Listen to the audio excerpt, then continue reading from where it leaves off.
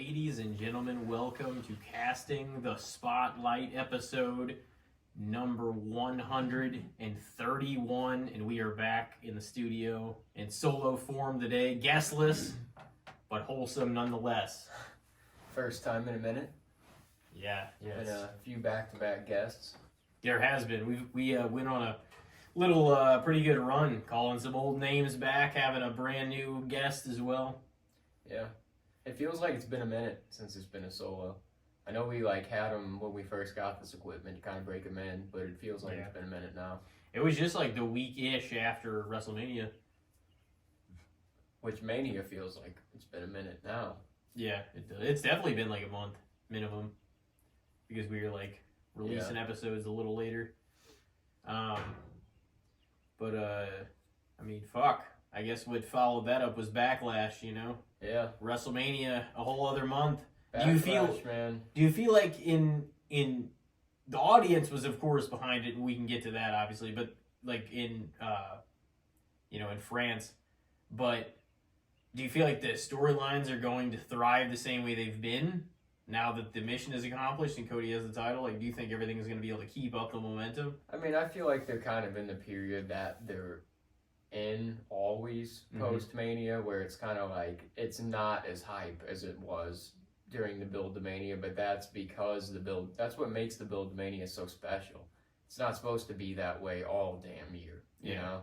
And I don't know, I feel like the month following, kind of like the whole Backlash build, like that was kind of weak, but now they're on the like King and Queen of the Ring stuff, and that's actually pretty interesting.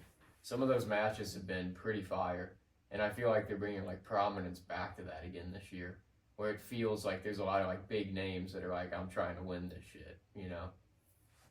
So that's kind of cool. I'm hoping my early predictions are Gunther for the King of the Ring and Io Sky for the Queen of the Ring. That's who I'm hoping. It's probably going to be Gunther for sure. I can't really think of anybody that would be a better like choice right now in that line of things. Do you think it's going to be Io though? Because I mean, Jade's in it too, isn't she? Yeah. The thing is, I'm hoping it's Io, because Io has been for the last few months one of my favorite women on the roster, and I want her to keep that level of prominence up at the top of the card, because now she lost the belt and she could just slip into the mid. Oh, they lost everything. They could so it's Warriors. And they've been losing a lot recently. Yeah. Like Io's the only one still kind of winning, and I don't want them to just throw everything on Jade immediately. I also feel like there's gonna come a point, because they're in the same side of the bracket. If they keep winning, there's going to become a point where Bianca faces Jade in this tournament. And I feel like Bianca beats her. Like, Bianca has the experience over when it comes to the WWE story of everything. So, like, I don't feel like Jade is ready to win the tag belts and then win the Queen of the Ring within, like, a couple months of being on the week-to-week show. It would have to be some sort of finish that's, I'm not saying like dirty finish, but it would have to be like, oh shit, like she got outsmarted, or she did this, or just I don't feel like she's gonna take a clean loss, not even just to stick up for, but the way she's being presented is this like just fucking freak of nature that's just dominant as fuck, which I mean she is, got that presence and everything, even if she's still needs more experience in ring work wise. Yeah. I still don't feel like they're gonna want to make her look weak. You know what I'm saying? No. Early on either. So I don't know if she gets beat outright either. Like, I mean, she might, but I think it's going to be through some... Maybe she gets rolled up. Maybe she, you know what I'm saying? Something like that. If she faces Bianca, I do think Bianca can beat her cleanly, but it will be kind of like a, I outsmarted you kind of thing. Yeah. And where Jade's just kind of like, you got me, But that's what I was going to say too. Like, they won the tag belts at Backlash, and I'm not even like trying to talk trash, because I liked all the women in that match, but that match was not great. Like, it was just like awkwardly paced, and there was like multiple mistakes within the match. It was just like moments where it just felt like Jade's timing compared to everybody else's in the match was not lining up. Yeah. And like, well, there was even confusing moments like where Kairi Sane hit like a series of moves and went for the pin, and the ref had to be like, "Hey, you're not legal." And then she had to like awkwardly tag Asuka in and then tag herself back. It was just like, I don't think everybody's confused about what the fuck's going on here. Yeah, I had heard some of the wrestling podcasters talking about like her being like maybe there was a moment where she got like a little lost in the match, you know? Yeah. Or kind of didn't really know. You know, if something's off like that too, that's, you know, she may have had however many squashes in AEW, but she's still got like, you know, she's still, I would assume, training all the damn time to try to improve her like psychology in the ring, her timing. Though was just like, oh, you look like $1 million bucks, we're gonna throw you out there, you know, like. Well, and as soon as it ended, she didn't really. It was pretty much it, you know. She came back to challenge for the title, I think, once, and then that was her last one. Yeah, and then she signed. Yeah, it was kind of wild though. They threw the TBS championship on her like quick. She was the first. Yeah, it was just like, but it's wild that she went straight to developmental after being like the inaugural TBS champ in AEW and shit. I could also see Tiffany Stratton maybe winning the Queen of the Ring too. Yeah, that's a possibility. Maybe I don't know if it will or not, but see, there's actually a number of cases. Yeah, that are in Becky's the champ right again, and on the other side of it, so she's got Rhea's title now. The Rhea's hurt, which is a disappointment too. Which they're building that story. Oh yeah, they could build it really well too. If Liv picks up the belt, and then she's got that could be a lot more, you know. Well, they're making it seem like Liv's almost doing the same thing that Drew's doing with Punk, like Liv's doing with Rhea, where she's just like, oh well, she's injured, she's out. I'm gonna make her life hell while she's gone. She's like, she's trying to take everything from. They're even building to where she's gonna try to steal Dom. Yeah, that's what I saw. Shit, while Rhea's gone, like, which I don't know how I feel about that necessarily. That we'll have to see how that plays out, but I do think it'd be kind of funny in a way when Rhea comes back. It's like Liv's got the belt, she's got Dom, she's like living Rhea's life when Rhea got hurt, pretty much. But then see, that's like money right there, because like there's actually a story there, you know. And everybody knows, like, they used to be friends. They used to team together, didn't they? Yeah, they were tag champs. So, like, I don't know. There's definitely something there. Yeah, that could be kind of a cool story. And it also feels like something for Liv to be doing again. Because, like, I feel like she's been over for a long time. The crowd wants to see her, but they don't have, like, compelling shit for her very often. This feels like one of the most... could potentially be the most like cool and complete storyline she's been a part of if they do it right. You seen the new like Wyatt Family 6 or the Wyatt 6 or whatever they're calling them that they're talking about is going to debut soon with like Bo Dallas as Uncle Howdy as the head, you know? Yeah, I've heard a little bit about it. I actually finally watched the Bray Wyatt documentary the other day. Oh yeah. Yeah, and it was really good. Yeah, I've heard a lot of good stuff about it. Yeah, dude, they're doing like, I haven't actually been able to click the URL. I haven't even tried because it's so quick, but they're doing like quick things in the middle of the broadcast of Raw and SmackDown, where it's like in the middle of a match or a promo or a backstage segment, just like some point within the show, the screen will kind of like fuck up for just a split second. And like a URL code will pop up on the screen. And then it'll just disappear and shit will go back to normal. And they won't even mention it. Like the announcers don't bring it up. They act like nobody knows that it happened. But apparently if you like scan the URL code in time, it'll bring up a video of like Uncle Howdy like saying ominous shit about like the Wyatt Family 6 coming and stuff. So I'm like, that's kind of cool that they're doing it just like super fucking discreetly. Just like a real quick flash. Interesting. Because I see it pop up like pretty much every weekly show one time. I'm like, oh, there it was. But it's just super quick. If somebody takes over that sort of role, I shouldn't even say that role, but that character like story and have those kind of arcs and everything. Like it'll definitely be his Uncle Howdy character, which he already had anyways before Bray passed. He was starting to. That was the thing though, is I feel like they were just starting to build that story. Like he just came into Bray's fold as being like his supernatural guy that would just show up. Like he was the newest kind of Wyatt crony. Like out of all the ones you had, like Uncle Howdy was the new guy, but he really only had him for that match with LA Knight. Like he didn't have him much outside of that. Like he didn't have time to really. And it's crazy too that they were like, for a couple weeks on Raw building up to Mania 39, they like had a couple promos where like Bray started fucking with Bobby Lashley. Like they were building to that for a second, and then, he wasn't able to come back for it. But man, I'm like bummed that didn't happen now, because I'm like, that could have been a really cool, like, last Mania. I really think he should have got his payoff at Mania more than he did.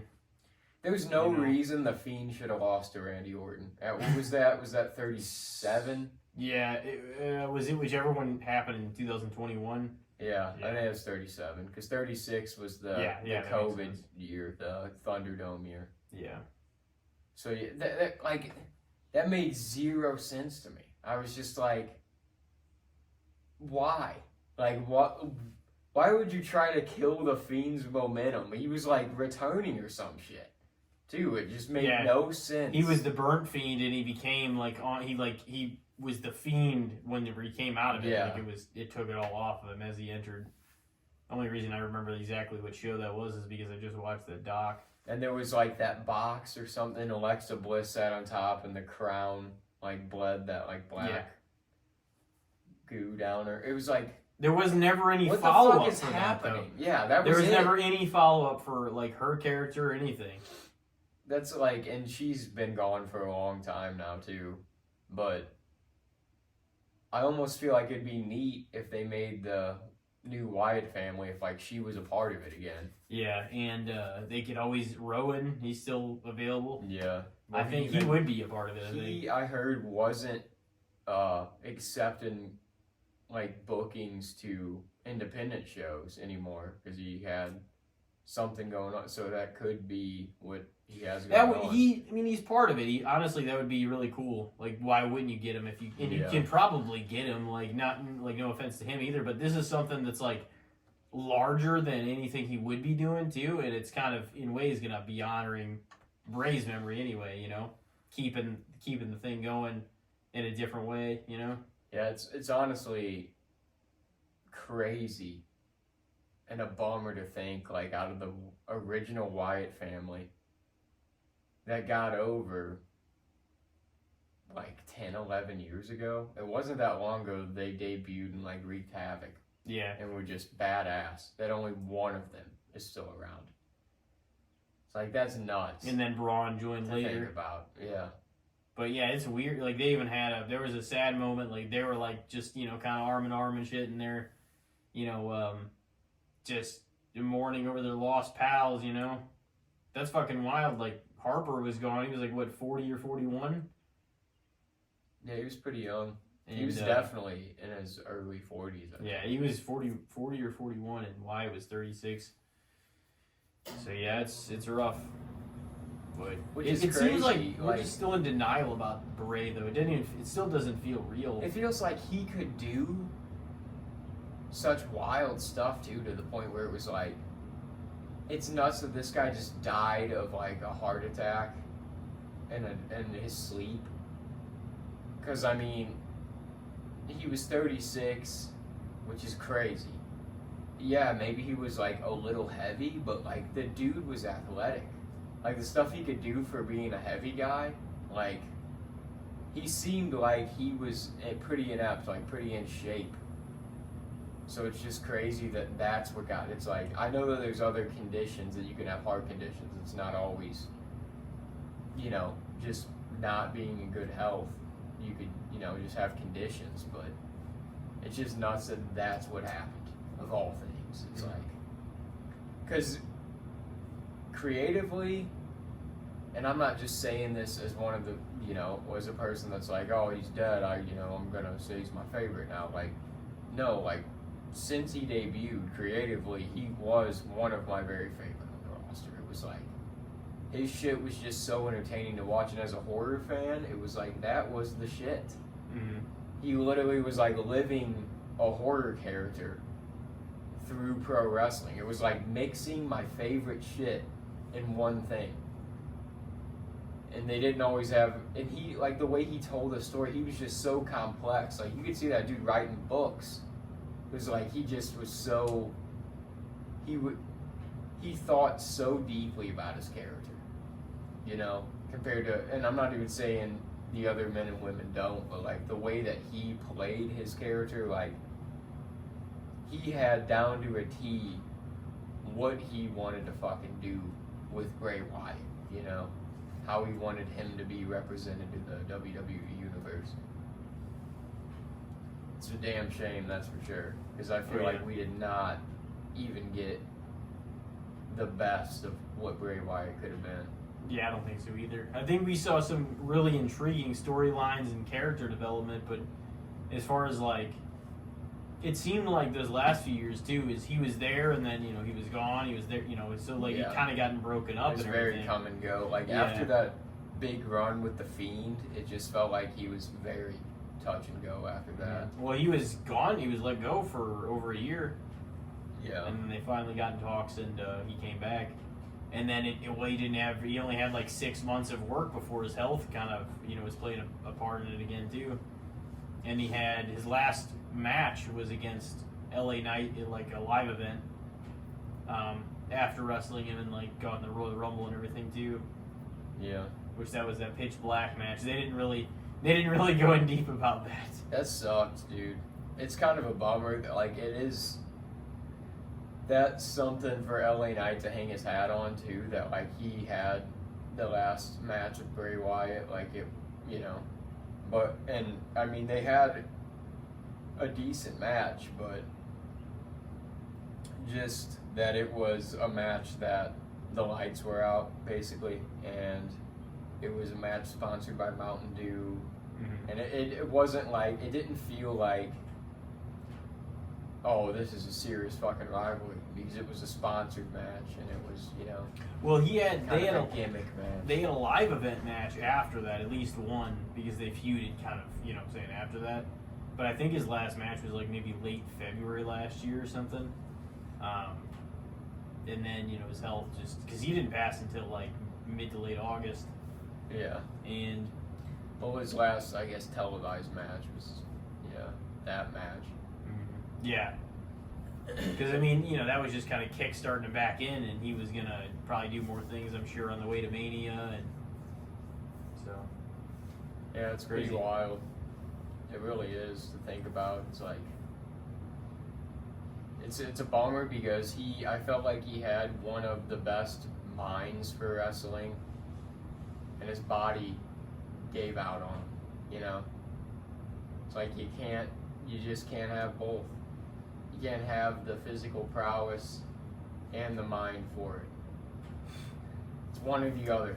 Yeah.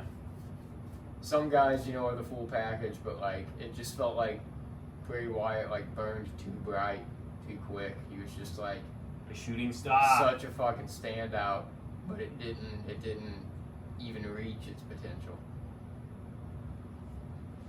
Which is wild to think about. Because, yeah, he was, like, even still, just with what we got of him, there's an argument that he'd be in my top 25, Which is crazy. Yeah.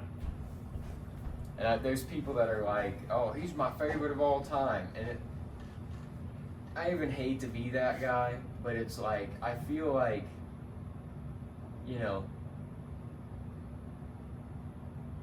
Biggie said it best, man. You're nobody till somebody kills you. Or just like till you die. It's just people really, really start to respect you and appreciate your legacy and what you did for whatever you were a part of after you're gone. Because they're like, damn, we're never gonna get this again. We're never gonna see this specific thing again. We're never gonna hear this again. And I feel like that's what Bray is getting now. It's like he was definitely appreciated while he was here, but now that he's gone, I just feel like people are like so much more vocal about how they're like, oh, he was fucking one of the best minds of all time and stuff, you know. And it's like, yeah, but did we respect that while he was here, or are we saying that now, you know? Yeah. Well, I mean, nobody knew, and I know that's no excuse, you know, you need to treat everybody well and whatnot, but he, nobody, like, could have thought that was going to be his fate that early, you know what I mean? Like, yeah, it's crazy. Because he a was- lot of the guys, and you know, now, a lot of the guys don't even reach really their like major prime till their late 30s, early 40s. Yeah. And he was mid 30s. Well, do we, What, I was going to say, what good, the bad, and the shits you want to get into? You want to throw one my way first? yeah, I can toss one out there. Well, what do we feel about Tony Khan's ability as president of a wrestling promotion? The owner, the overall seer of a promotion. I mean, if he's got enough money, he's going to be able to be the owner regardless, but... Oh yeah, I mean, he could... that's not the debate though. Yeah. You know, he can own the promotion and run it. Yeah, he doesn't have to be in charge of the booking. I mean, it's not even that he books bad. He just, I don't even like. I'm not one to usually even talk shit on Tony. I don't think negatively of him, but like, there's just so many times with AEW that I'm like, yeah, that was a great match, dude, and it would have been even fucking more awesome if you would have built the story around this, you know? I just feel like that's always the thing. They have great wrestling in AEW. Like, always. Good fucking matches. Solid matches, week to week, without a doubt. Every week you're gonna have solid wrestling in AEW.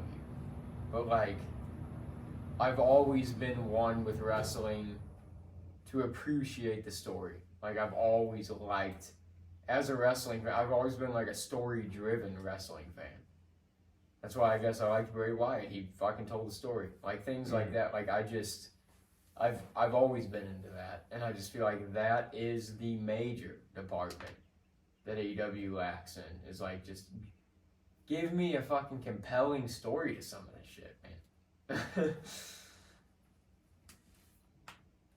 I mean, you've seen a few decent examples. I feel like one of the best ones that they had was that MJF CM Punk feud actually told a story, since he was a big Punk fan growing up and everything. And, you know, they, once they got to air their honest feelings out, like, you know, fucking in general, I feel like it told a pretty good story. And he got one over on Punk, like the first match, because he used the Nux, and then Punk won the, what do they call it? Dog collar match. Yeah, or the dog collar match, and he came out to his old like ROH song. Like, that was actually that was badass. Like, came out in the old shorts. that should have main evented in all reality, just because it felt like the biggest story. Yeah. And maybe that's what should have the last match. You know what I mean? Maybe not always the title match, depending on if they're telling the best story. That's the thing with AEW too. It's always going to be the title match at their pay-per-view. And I kind of touched on it whenever we talked about Dynasty, but I just feel like it kind of fucked Swerve in the reality of the situation, because it was like that was his big crowning moment that the fans were pretty ready for. They wanted to see Swerve get his moment, but it was like after Ospreay Danielson, after FTR and the Bucks in a ladder match, after 12 matches, you gave us Swerve and Joe for the belt, you know? So it was just like, Tired you out. yeah, dude, I was fucking stretched out in the seat in front of me. I was lounged back.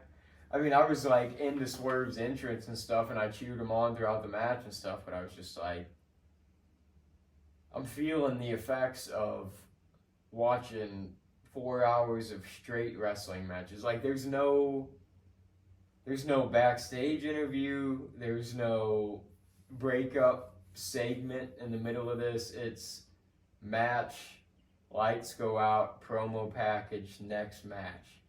Yeah. That's a lot.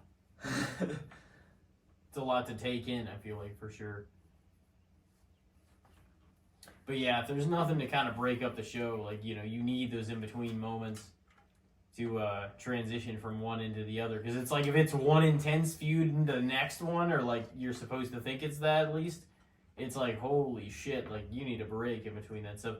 Between the ladder match, or was it a steel cage, or was it a ladder match? The Bucks match and the... It was a ladder match. A ladder match.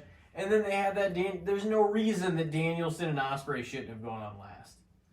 Yeah, there was 2 matches. Because Swerve and Joe could have went maybe third to last, or even second to last, you know what I mean? Yeah. They could have started the show. Yeah. It would have been a fire way to start. The crowd would have been fucking hype. You could even had Okada and Pac go like third to last. And then FTR Bucks second to last. And then, yeah, Ospreay Danielson. But it played out the way it played out, you know? I know you and Ricky, and then you and Randall talked about it a little bit on the last couple. Yeah. Yeah, me and Ricky didn't talk about it as much as we said we might, but we sat next to each other, like, at the show, and I could even tell by, like, by that Swerve Joe match, he was just, like, kind of ready to go. Because he, like, had work in the morning and shit. Holy shit. So, like, as soon as the match ended, he's like, all right, let's head to the car. Yeah. Oh, so Tony Khan is president? Just, yeah, as, you know, head of the operations of a wrestling promotion. I mean, now I think he's starting to face a fair share of criticism, you know what I mean? Because it isn't a brand new... Do you feel like it's warranted? It's a young product, but it's not a brand new product anymore, you know what I mean? Mm-hmm. It's 5 years in. Which is still a baby. I mean, like... It's young, that's but the it's thing. not... Like, compared to WWE, who they're trying to attempt to take shots at, which they are a baby. Yeah. So it's like... But it's crazy that he... Like, that you have so much mileage to cover to even come close. And I'm not even criticizing the booking when I say that. They have like a 50, 60-year head start. They have global reach they are to everywhere. Everybody knows about WWE. Yeah.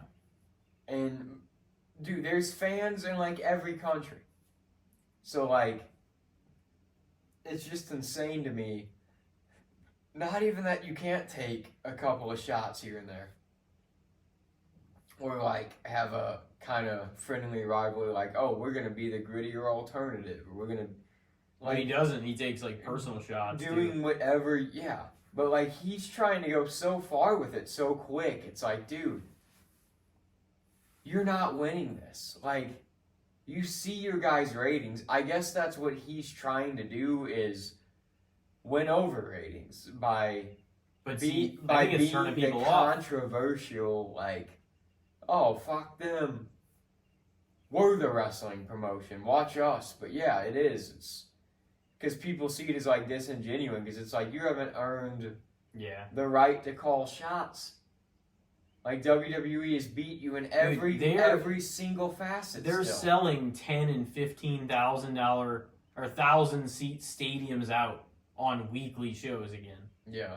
Like, this is just on Raw and SmackDown. Yeah. You know? And it's not like week to week anymore like it was during the Mania build, but they're still packing in houses. Oh, yeah. And AEW, dude, they're having trouble putting 3,000 people. They're having a hard time putting anybody in the top section. You know? So it's like... They're renting out 12,000 people stadiums or arenas rather, and they're putting like 2,250 in there. Yeah. And they're having to close off the section a little more, and they're like, it's crazy to me. And it sucks too because it doesn't feel like when that happened to Impact, like TNA, like when they started dwindling in attendance and viewership and like. Well, the company was changed. It changed. felt like too. they were falling off. Yeah, everything was different, and they felt shittier. You know. Yeah. But like, it felt with, more with like AEW, it doesn't feel like they're necessarily shittier at all. They have a lot of the same talent. They're still putting on great matches. It's just like, why is viewership going down? I think they're taking too many unnecessary shots, and I think they're not telling any compelling stories. It's just pushing matches after matches after matches every week. And wrestling fans, of course we want to see fucking great matches. But dude, like, what's the point for them if you're not giving us any stories? And they kind of build their pay-per-view matches. Like, if there's a title match, they'll be like, oh, this is the number one contender. And they'll cut promos on each other for a couple weeks. But it's like, that's not enough. Yeah. To sell me that I know that your pay-per-view is going to deliver great fucking matches. Because they always do. That's something I will give AEW. I don't think they've ever missed at a pay-per-view, like, of not having quality wrestling. Mm-hmm. But, like, if I'm going to fork out $50 for this pay-per-view, you have to give me a fucking reason to be like, I gotta see how this shit plays out. You know? Because I can only have the wrestling fandom go so far to be like, I just want to see great wrestling. Of course I want to see great wrestling. But WWE can give me some pretty damn great matches too. And they can tell a fucking story. And all I gotta do is pay $10 a month to Peacock. Mm-hmm. Yeah, so it's, and especially if they're trying to do 8 to 10 pay-per-views a year, which AEW is trying to do now. Oh yeah. No, I think they're filling up their schedule this year. So World's End, they added it instead of just an event on like a weekly show, like it's actually a pay-per-view, and they're not going to get people to pay All In, All Out $50 for all these. All In and All Out are within 1 week of each other too, just like last year. And they're expecting people to fork out, that much. That's what he needs somebody within the wrestling business that's like, that's the thing, he's had so many. That's what I mean. Smart, they have a lot of talent minds over there. Like, how is he putting nobody into creative a little bit that's like, okay, I know what the fuck to do here. Like, I heard Danielson's helping here and there, but I don't know if he had Regal there. He has Jim Ross there. He could sign Jerry the King Lawler now if he wants. Like, there's so many people that have had so much experience that have worked in or within the company that you feel like they could have given more pointers to make this stuff make a little more sense than it does now. It's like, why are you 5 years old with all this talent, and not just the men's roster, the women's roster is stacked and they do nothing with it? Like, how can you not give compelling stories when you have this much fucking talent here? That's what's insane, is it is one of the heaviest rosters that I've ever seen, that they somehow attendance and live ratings are going down, and you have a ton of stars in the company, in the promotion, that are weekly being seen. Big stars, that have been in the business 10, 20, 30 years. Yeah. So, yeah, they've had so many legends come in and out of the doors of AEW. They got Billy Gunn on their fucking roster wrestling pretty consistently still. Dustin Rhodes.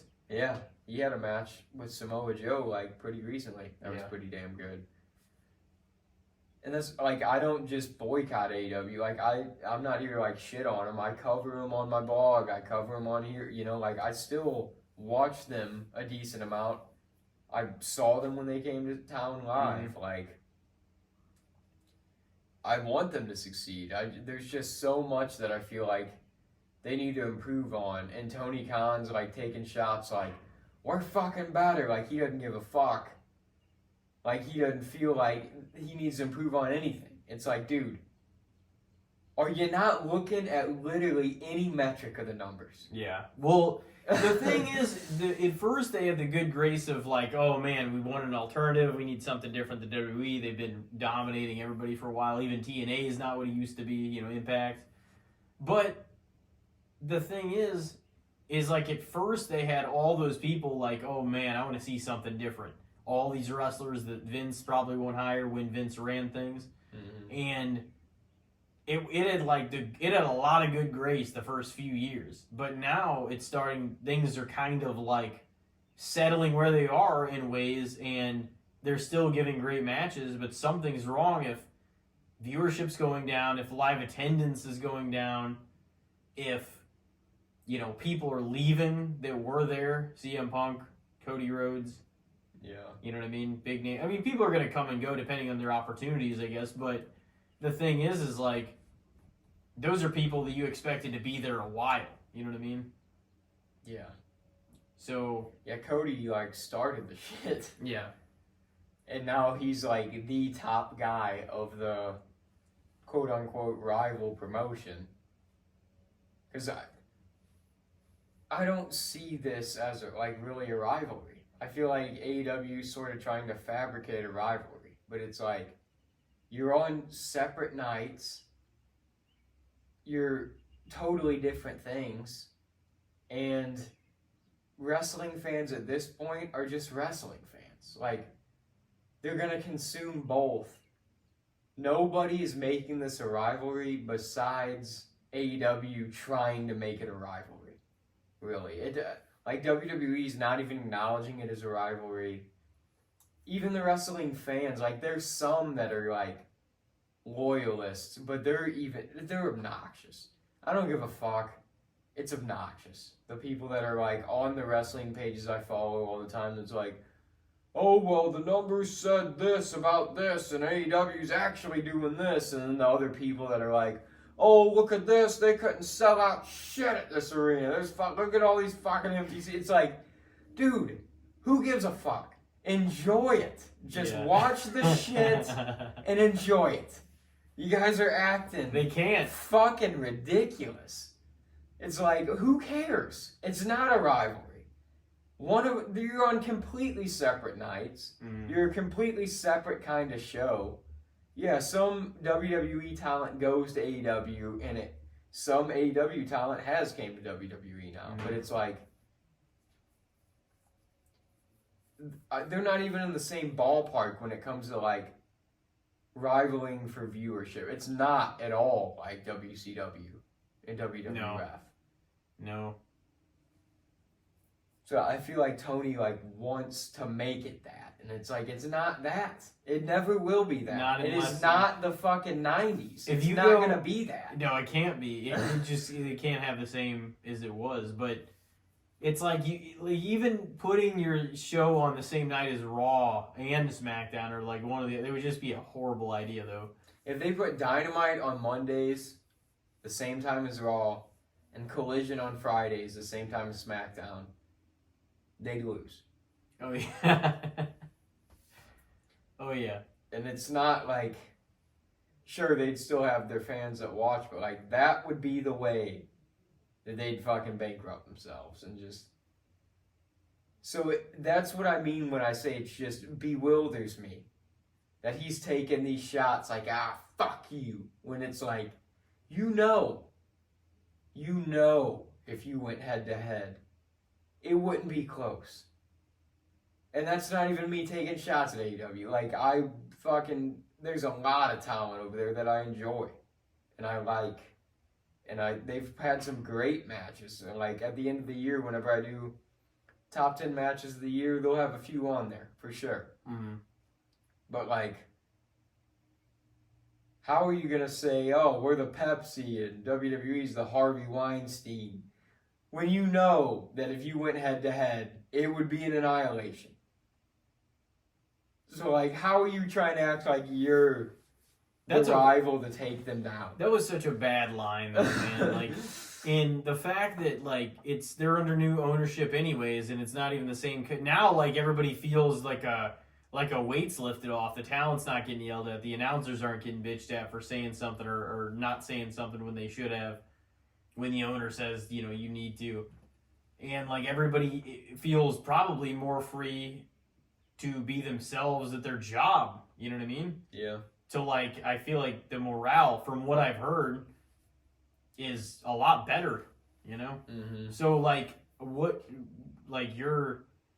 the problem is they had more of an opportunity than they do now, because it's going to be harder to get those people back than to, like, for them to have kept building on what they got when they initially launched. Because if they had just kept building on what they got when they initially launched and kept everybody, like, they had a real shot to, like, at least make a big impact, you know what I mean? Yeah. But now it feels like momentum's died, and WWE is powerful. Powerful after Mania. It almost makes you just, I don't even like to use the word because it sounds so bad, but, like, it makes you seem pathetic as a promotion when it's no secret that you are the smaller one that would get beat, and you're taking all these shots from underneath. It's like, oh yeah, well, we're fucking better because of this. Oh yeah, fuck them, they got this. Oh yeah, there's shit. It's like, it just feels so disingenuous when you're the like, big dog doesn't punch down. Yeah, they're not even acknowledging them, and you guys are just, it's every time you get the chance, you're fucking going for something. Yeah, only the smaller one punches up, And at some point, it's admirable to try to fucking punch up, but, like, at another point, there's realism too, and you're not, like, they don't have nearly the global reach. Yeah, you're not selling me on it. They don't have nearly the merch sales. They don't have nearly the live event attendance. Yeah. They don't have, you know what I'm saying? Like, the crazy thing is, it is loaded with talent. And it's not anything close to the numbers that WWE is doing. Because, man, they need writers in there that know how to fucking write a story, dude. I feel like that is literally the piece that could take them to being like, oh, this is week to week fucking solid. And not that, like I said, they put on great matches week to week, but, like, oh, I gotta see what happens between these two guys or these two girls. Like, they don't have that. There's never a time, like, I could watch an AEW Dynamite and be like, wow, that fucking Swerve Hangman match or whatever, that was awesome, But, like, there's nothing that's like, holy shit, dude, I gotta see how this Samoa Joe, Jeff Hardy thing plays out. There's never a moment where I'm like, the story is so compelling that you need to tune in. Mm-hmm. Well, they have a few people fucking each other over week to week, and then they like, oh, here's the match. Yeah. And it's not really like, there's not embedded planting seeds storylines in a lot of senses in terms of, oh, this is going to come back down the road, or this is going to, you know what I mean? There's just like, we're going to set these two guys up, and then somebody calls somebody else out, and but there's not like, I feel like depthful stories being told with like actual fucking planted seeds months ahead of time, you know what I mean? And they have so much talent over there now that it's like, he's paying out the ass for a shit, and for you a lot of it. don't see some of these major stars but once every 3 weeks. Mm-hmm. Which is crazy because you have 3 shows a week. It's like, how in the world am I not seeing, like, there are a lot of people injured injured as an right now. example a few times, but like Saraya, like Paige, like, I was pumped when she went over there, and it's like, how do I see her as little as I do? A lot of the women's division, like, even the way they booked Mercedes. since she's been there. Sasha Banks. It's like, how? How have you booked her this poorly? You signed her for a shitload of money. And then you're just like, oh, just go out there and fucking talk about whatever. So, like, no. Start fucking building something. What are you doing? It's kind of weird. It's almost mind-blowing. Like, I feel like there are times whenever, and I think he gets a lot of hate. And I don't even hate Tony Khan. Like, I can tell he's a fucking fan of wrestling. And he wants to make great matches, and he wants to do right by his company, and this is his baby. And I wanted to succeed. But, like, there are times where some of the booking decisions that are so mind-blowing to me, I'm like, I could have did better than this. I know. I could have booked this shit more competently. As a fan sitting on the couch, and that's not good.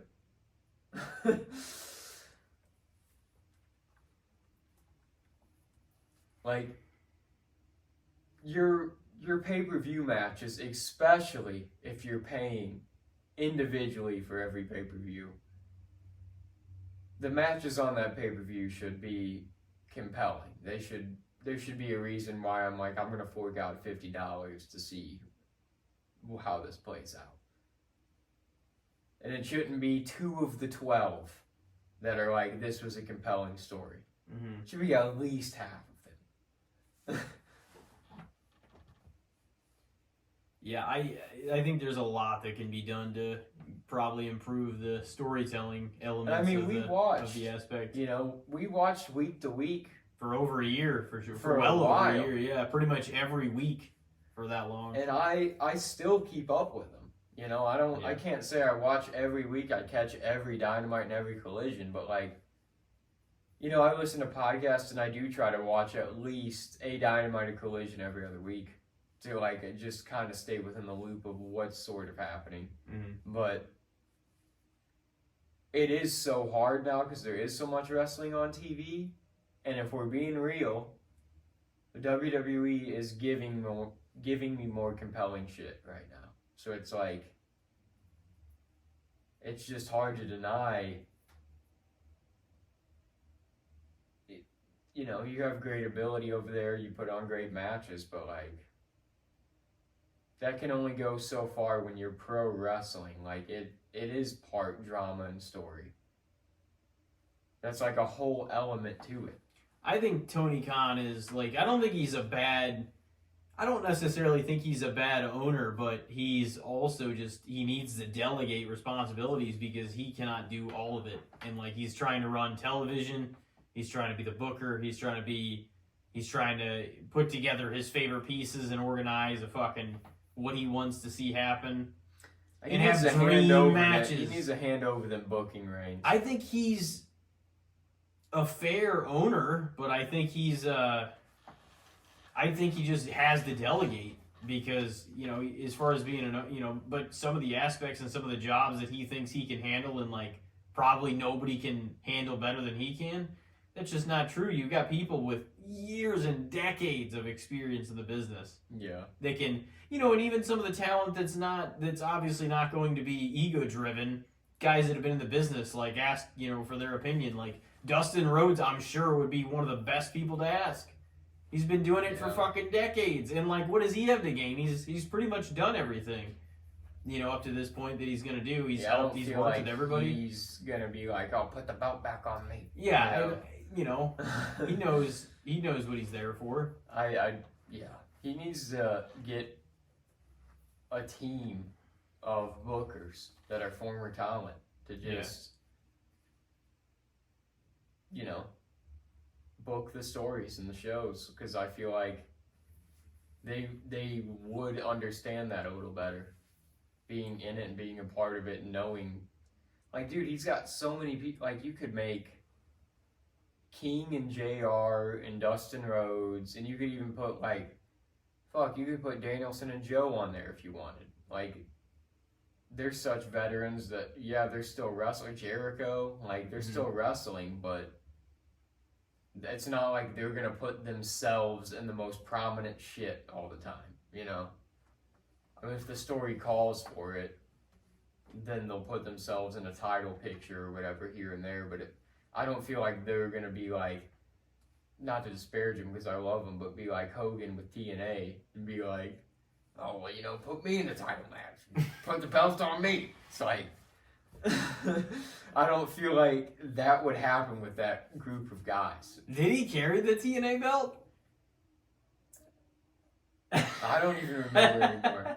That seems like something that easily could have happened. Oh yeah, no, definitely. He didn't even get involved physically for the longest time though. No. Really, he didn't really do too much, but he was guess there. We should see. But yeah, I mean, I don't know. I would say a fair owner, but I definitely think he needs to delegate. I think if you were to ask me him taking all the responsibilities, I think that's overrated. I think he needs to surround himself with people that can really help. I mean, if he wants to have the final say-so, if other writers, if other talent get together, come up with great ideas and present them to him, and he has the final approval or disapproval thing, I can see that being a reasonable thing to ask. You know what I mean? Oh, you know, he's the owner. He's the one forking all the money into it. What do you think? Or even if he wants to interject, oh, what if you do it this way and stuff. But I think you should have people that can create some sort of formula that actually makes sense to what the good template for a good story would be, rather than Tony Khan just deciding the match first and then we'll just sprinkle in promos a few weeks and we'll do this, you know. But you could build something up. Look at how intriguing some of the WWE stuff is, and the matches haven't even happened on the road to eventually having these matches. Drew and in Punk, you know, Cody and Rock live in Rio whenever she comes back. You know what I mean? There's a lot of deep-seated storylines that things have just been getting planted for that are in early stages in you know, way before even it starts growing. And but by the time we get there, the anticipation is going to be so high. You know, the match can be mediocre and it'll be worth it because of the build has been so intriguing along the way. You know what I mean? Yeah. And I'm not saying mediocre in bad, but it doesn't even have to blow you away. It just has to be worthy of you know, the anticipation. But the journey, the full scope of it is going through the journey of the story they're telling. You know what I mean? And the match is the cherry on top, the payoff, you know.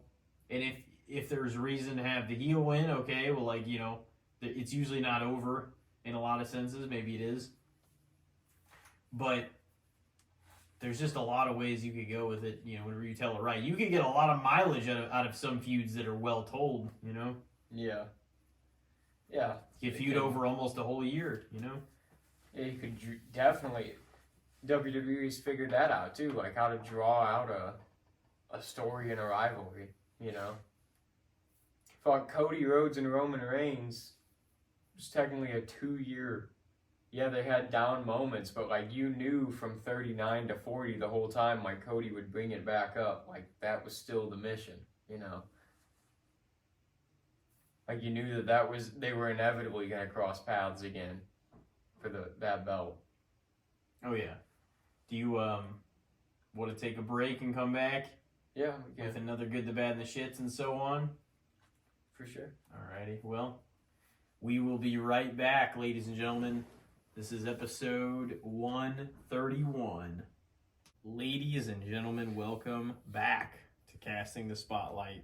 Episode 131, it is time for more good, the bad, and the shits, and I will hit you with my first topic of the session here. What do you think of the CM Punk versus Drew McIntyre feud? We haven't seen a match yet one-on-one, at least since Punk's been back to the company, but it is being built like it's going to be something big when it finally happens. It's kind of wild. I feel like it's being built it's one of the, if not the biggest feud in WWE right now, and neither of them can even compete. Yeah, I agree. Just kind of wild. A lot of weeks, that is what people are talking about. They're talking about the Punk/Drew segment, whichever one's on or whichever one's They've been active. good. They have. They've kept it compelling. By the time they lock up, man, it is going to be very much led to and a bought and sold storyline. Like people will be ready to see the match. Obviously, they're not trying to push it too quick, but they're keeping you invested in the right way before it finally can happen. Because I mean, if they can't physically do it yet, obviously they're gonna hold off for a little longer. But yeah, I feel like it's getting at least a fair shake though, because everybody's like excited to see that, and they have kept it exciting week to week without either of them actually being able to get physical. They found ways around it, like Punk going up to the skybox during the draft when Drew was like down on the ramp. So then Drew, like in a segment, like they had like a match, and then after that it was like Drew was up in the skyboxes, like just opening all the doors, like trying to figure out, and he got to Punk's and he's like, damn it, because he was gone.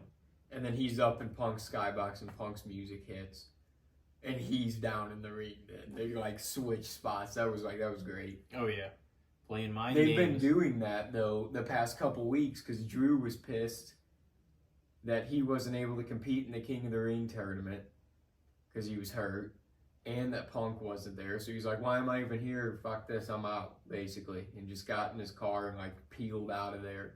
And then like 5 seconds after he peeled out of there, Punk pulled in.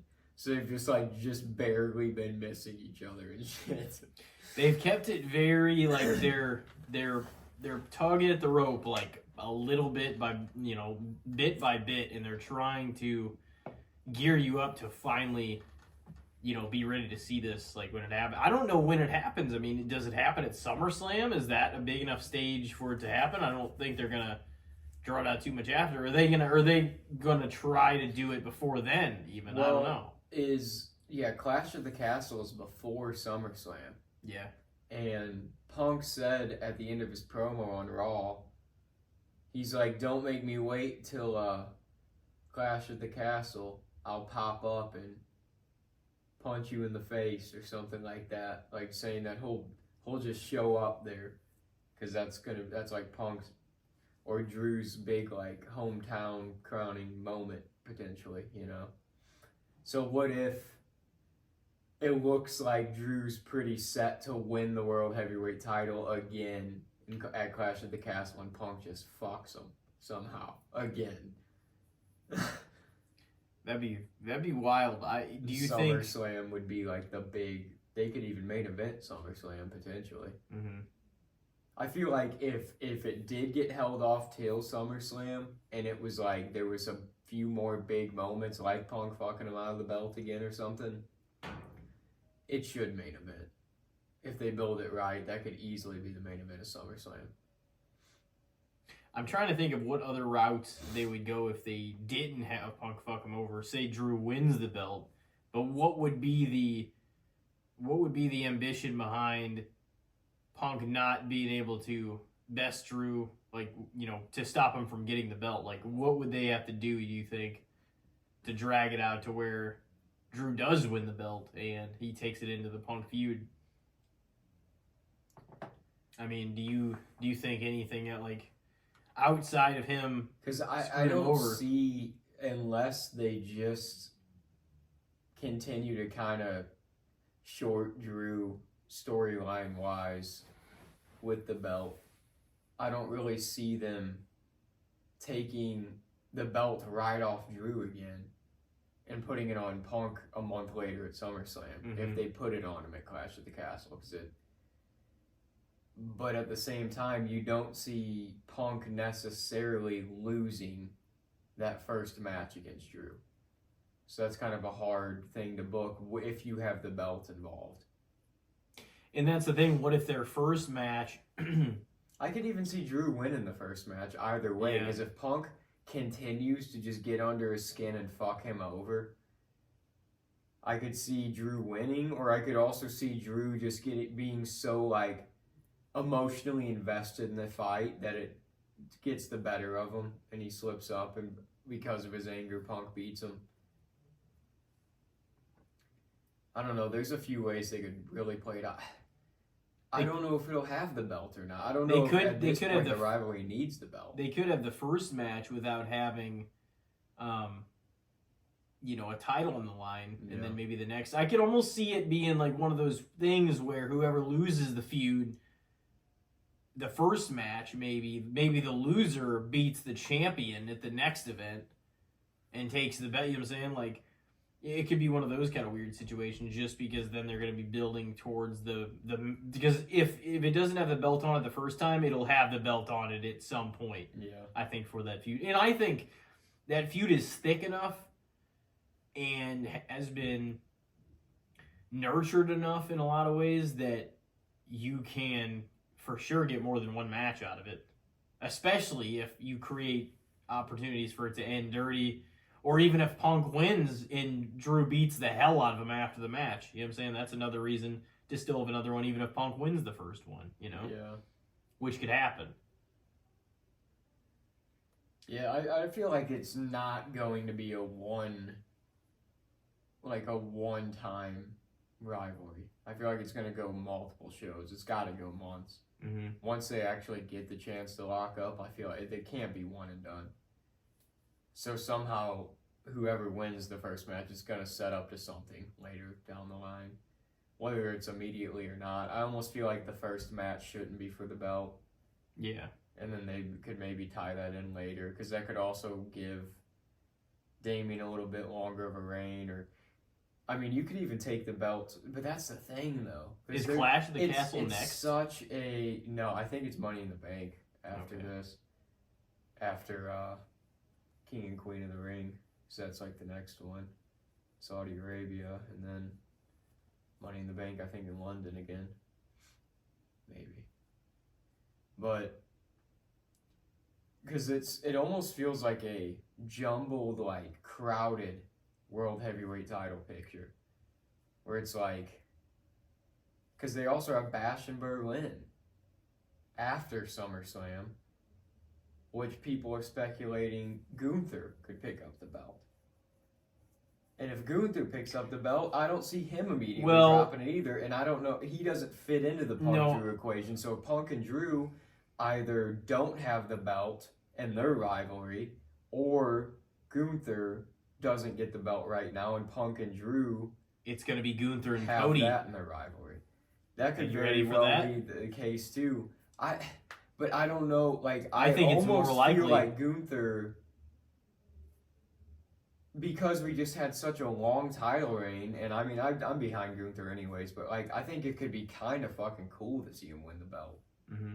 Well, and it could be one of those situations where, wins it from Cody, though, if he could pick it off Cody, but then Cody could get it back and defend it still at WrestleMania. You know what I mean? Yeah. Like, there's still a way. Yeah, it would serve as him not getting the greatest run with the title for the first time. Be the only but one, I highly doubt it would be the only one either. You know what I mean? But the bigger thing is, it would be a huge thing for him to pick it up there. You know what I mean? Overseas. Well, like, in Germany and stuff. In Berlin. That'd be wild. But that's what I almost feel like they're not going to pass up on that opportunity, which is... I think he's going for Cody's belt. I don't think he's going for the World Heavyweight title. Yeah. I mean, that would be... I think that's a better feud anyway. It's already got legs. It is kind of wild, though, for me to think that... It does feel like that's Gunther's next step, is the belt of all the belts within the company. After the reign he had with the IC title, it just feels like he's like at that upper echelon. He'll probably win the King of the Ring. That'll be another accolade on his belt. It's just... But I was thinking about that too, and I was like, man, I don't know. Does Cody drop the belt before Mania 41? But I guess you could pick it back up again, like you said. It just feels like there's a lot of just jumbled up messes. And here's the other thing: the draft just happened, and Cody is on SmackDown and Gunther's on Raw. So the World Heavyweight title is the main title on Raw, and the WWE title is the main title on SmackDown. See, I feel like it should be opposite going into the Netflix deal. I would think Cody would be the champion that you have on Raw. Yeah, I kind of thought that was weird too. But... Because what is SmackDown going to be on? They're going to be on USA? Yeah, they're on Fox for now. Well, yeah, but the end of the deal is in like this fall. Yeah. So I think, I don't know. I thought I heard they were going to like the CW. NXT. It is going And to SmackDown's CW. going to the USA Network. But for the remainder, it's supposed to cut off October to the beginning of January. USA's deal with Raw, but now they signed like a 2-3 month extension, which makes the most sense. They'll just stay on USA until they go to Netflix January next year. Yeah. So Yeah, that's easiest. That's for sure. one more year of the remainder of this year left on the USA Network for Raw, and then it's a brand new era for them. But I feel like it's not really going to matter anyways, because once Raw goes to Netflix in January, it's going to be the build to Mania, and Cody will probably be on Raw a lot. He'll probably just be on both shows because he'll be, in the main title picture probably. I could see it kind of becoming a thing where they're bringing a lot of their big name talent from SmackDown and bringing them onto the Raw show during the build to Mania 41, just because the Netflix deal will be fresh and they're trying to get as many big names on the show week to week as they can to draw more attention to it. See, to me, it feels like with Raw going to Netflix, for the first time in 2 or 3 years, it feels like Raw is going to be positioned as the A show again.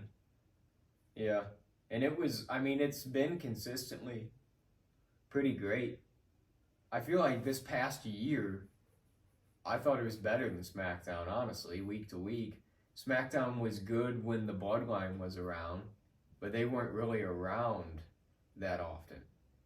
And when they weren't around, it's not that like the rest of the show was not good, but like that was the most compelling story on SmackDown, and they weren't always even around, but Raw always had some shit going on with like Cody and Seth, and like the women's title picture I feel like was more compelling with Rhea on Raw. Like Io, I love Io, but I feel like she didn't have like the compelling title run that Rhea had. So it's just, I feel like Raw kind of like in ways dominated a lot of the year from Mania 39 to Mania 40 until the build to Mania started happening again. Mm-hmm. It feels like SmackDown, not that you don't care about the other stuff, but it feels kind of like it gets the attention because it's top heavy, and like the main stars are like the biggest stars over there in a lot of ways. There's still big stars on Raw, but like it feels like, because that's the one Roman was on. That's the one The Rock would go to mostly over the course of the Mania run and everything. That's the one, Paul Heyman's on with the Bloodline and everything. That's just like where I think the loudest voices and presences are. Yeah. Before, like, because Raw's got a lot of talented people, but that's where like a lot of the attention's been forever because the Bloodline's been there. But Raw's probably got, and they should too, because they have another hour of a show too. So like you need to load the amount of people up. Yeah. Sometimes a 3-hour show does drag on for a while though. Yeah, depending on what they got going on. Mm-hmm. Sometimes they fill it up where you're like, damn, I don't know if they got time to tell all this shit. And then other weeks it just feels like they're showing replays of the few compelling things they had on the show. They're like, oh, remember earlier tonight? Yeah. When this brutal attack happened backstage? Yeah, it's like let's 12, show it 14 times. 12 replays and shit. So what do you think, though, Punk and Drew feud?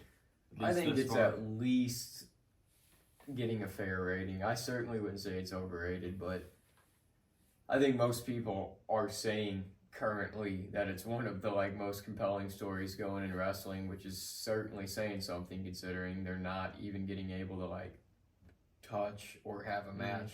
And it's out of the Bloodline storyline too, so you can't even use that as a crutch and be like, oh well, it's part of the same story that's this and this. It's like it's out, away from that, and yet CM Punk's back and everybody's talking about him and what's going on with him, and regardless, it's still that feud is got a lot of real elements to it too, so it's magnetic to want to watch what the hell's gonna happen.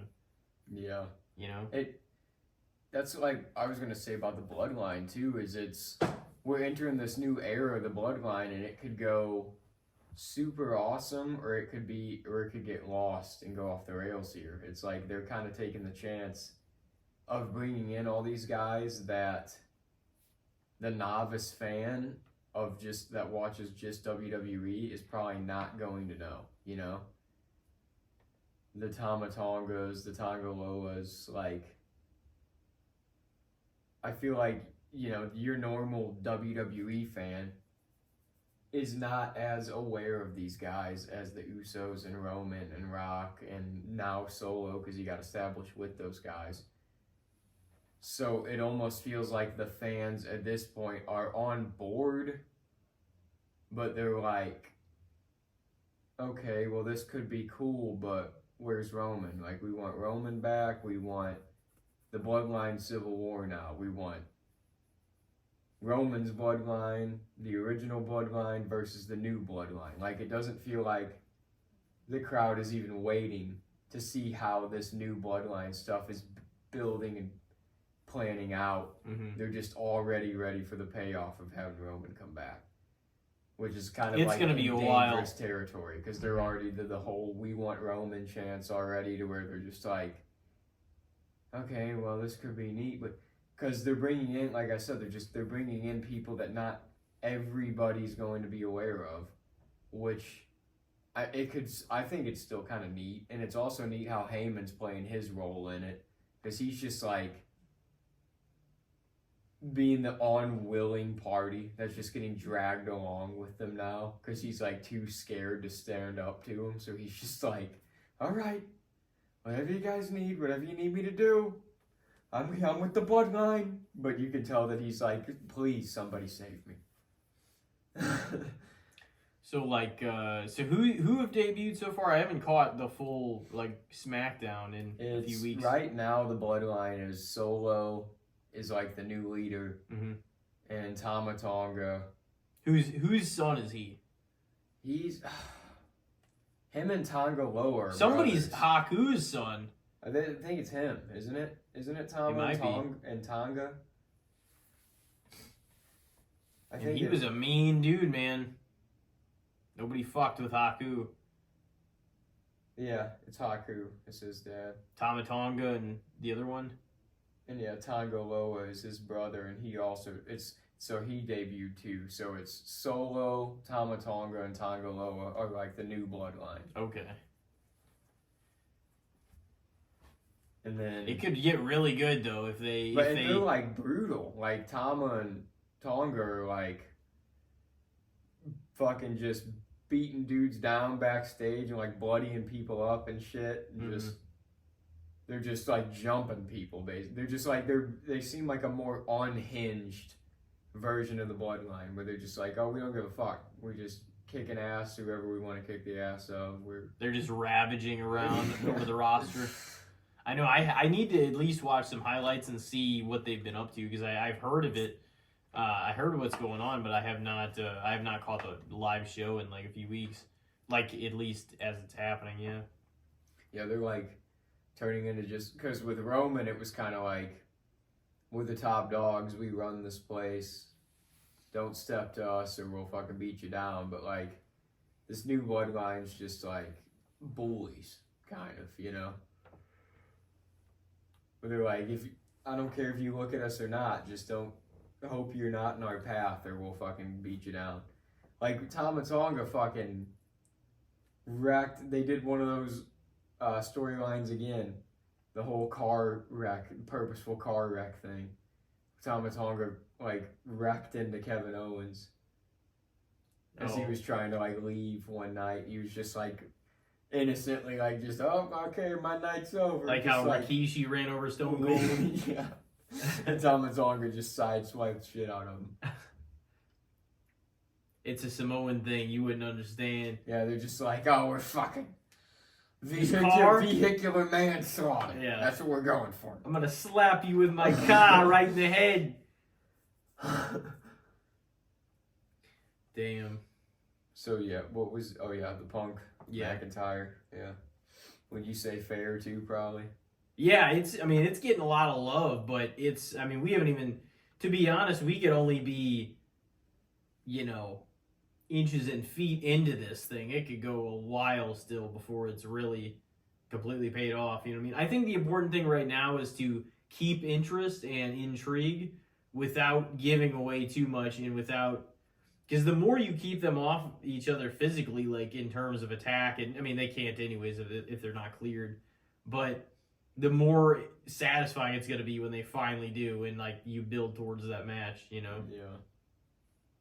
It's kind of like that's what you do in the meantime. It's what we were talking about before Mania. Where like I want to see, like I don't even want to see some of these people fight, like wrestle. I want to see it just the story being built and built and built, just to where it's like, man, when this match finally happens, you're ready to see it. That's what we were talking about with AEW even a minute ago. That's how you do it.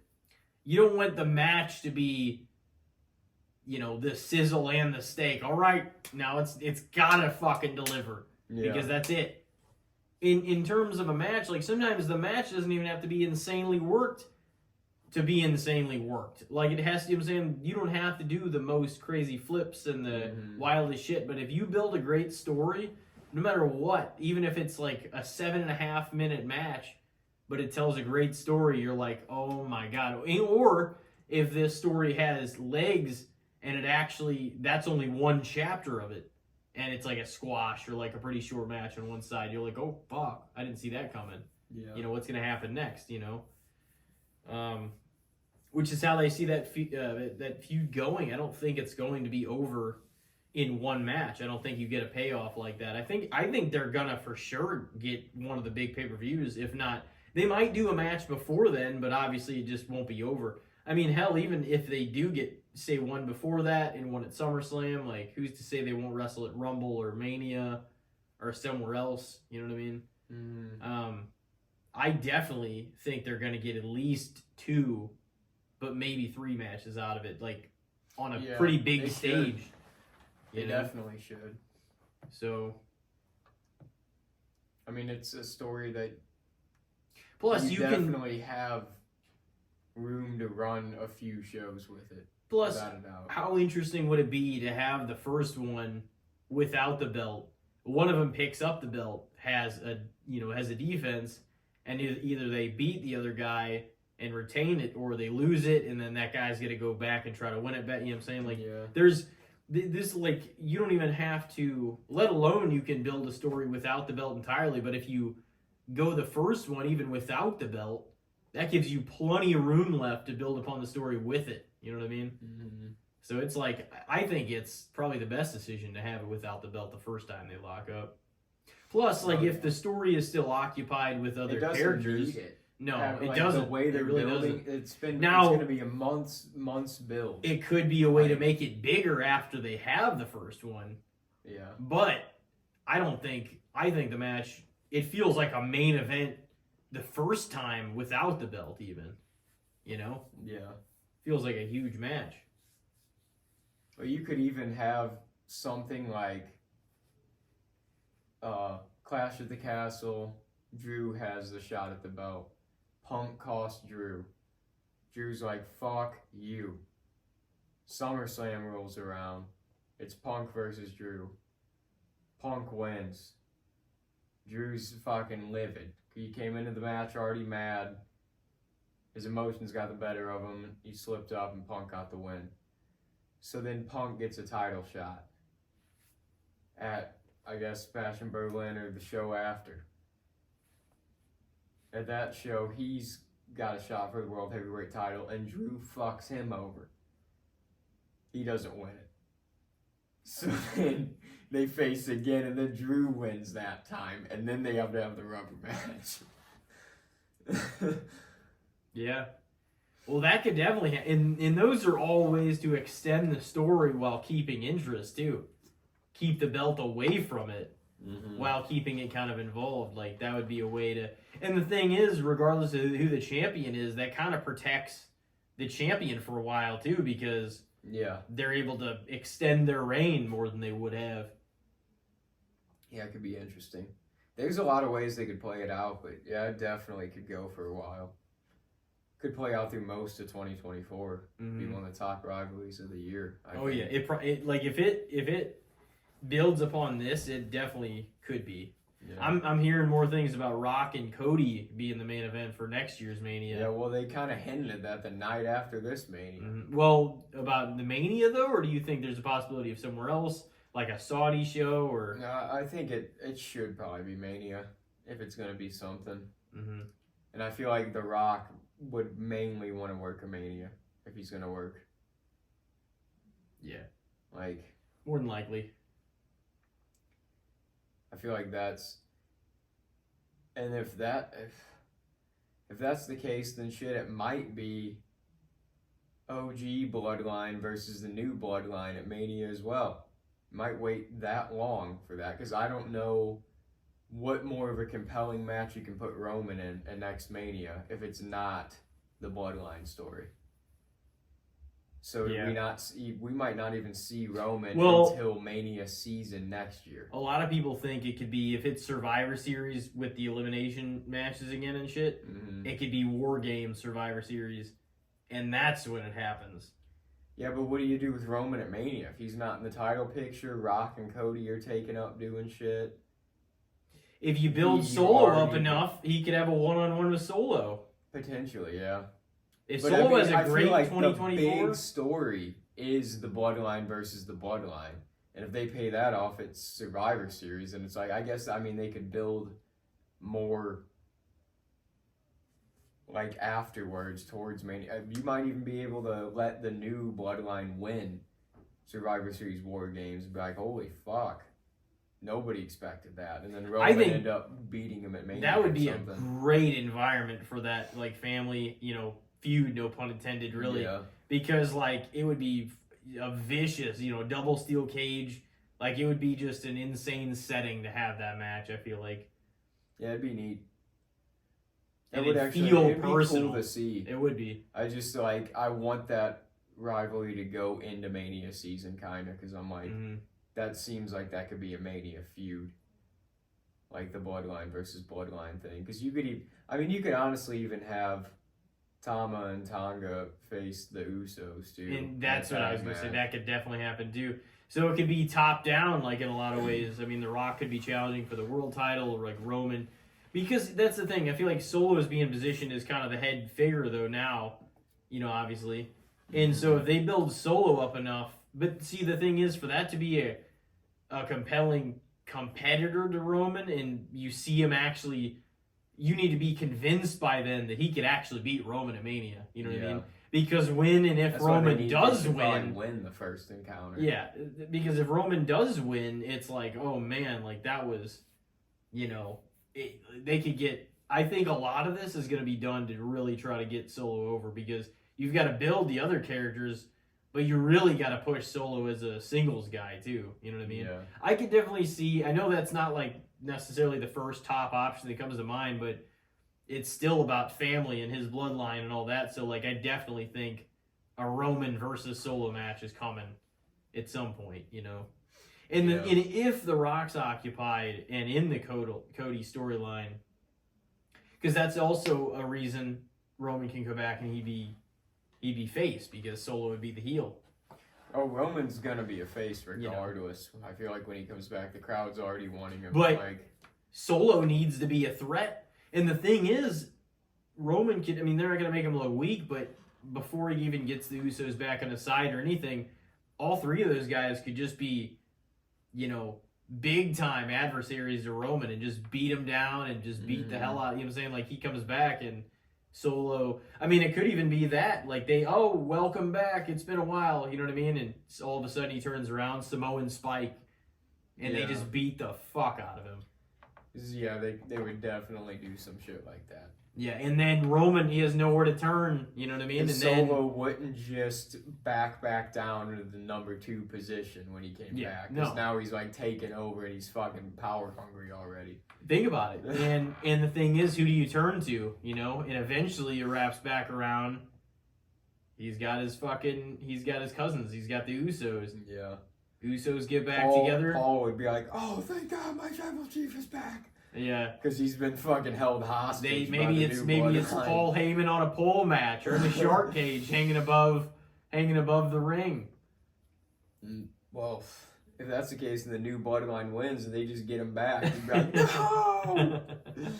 Whoever wins, he's the advocate for them. He's the guy.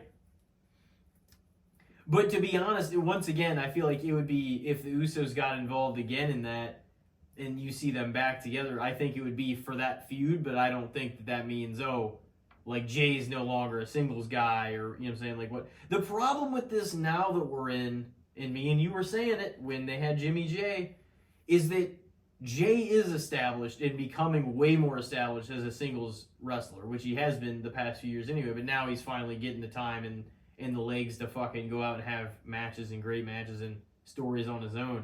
Yeah. But what does Jimmy have? He can't really. He's reliant on something or somebody else within the bloodline, I feel like, to be a major contributing factor to his place there. If they're just like, all right, Jimmy goes out by himself, you don't really feel like he has like a large presence by himself. No. You know what I mean? Yeah, it's kind of a bummer because Jimmy is cool too. Mm-hmm. Like I like both the Usos. Like I wish he had more of his own character, but he hasn't been able to break out of the Usos or the bloodline. Like Jay got extremely over on Raw. He's like one of the biggest people on Raw right now. Like just the yeet shit is huge on Raw. So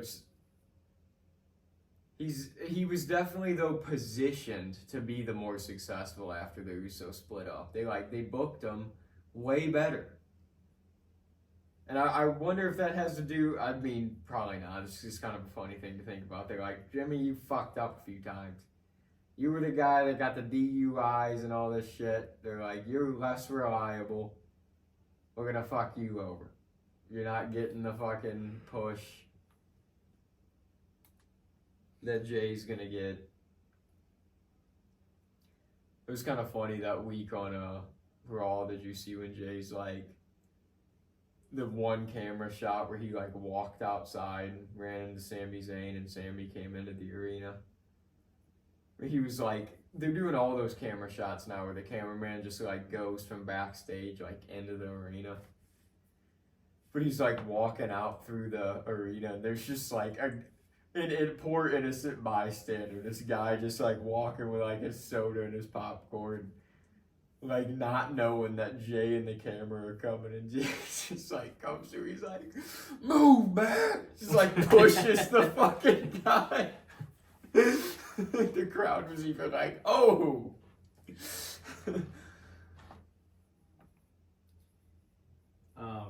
I was gonna say, I guess we talked about the Punk feud, huh? Yeah, damn. That was the initial. What? No, it's good stuff. Shit. It's fucking the new bloodline will be intriguing, and I'm sure we'll definitely be getting back to it. What? They should have positioned Jimmy better. That's. Oh yeah. Well, see now, like just what's he gonna stand on? Like Jay, here's the position Jay's in. Even if he gets involved with this stuff again for a little bit, he can go back into his other shit. You know what I'm saying? Like people are accepting him and loving him as his own character too. To where at times, if he gets pulled back into this, it's almost going to feel like he could be doing his own thing. Yeah. Rather than being involved. But if it's that big and it feels like it needs his attention, you know what I'm saying? Like then he's got to be part of it. You know what I mean? It makes sense. But it might end up being for another, regardless of even if most of the year he's doing his own thing for like the majority of the year, it could be one of those situations where he gets pulled again next year into the storyline again in Mania. I can definitely see that happening.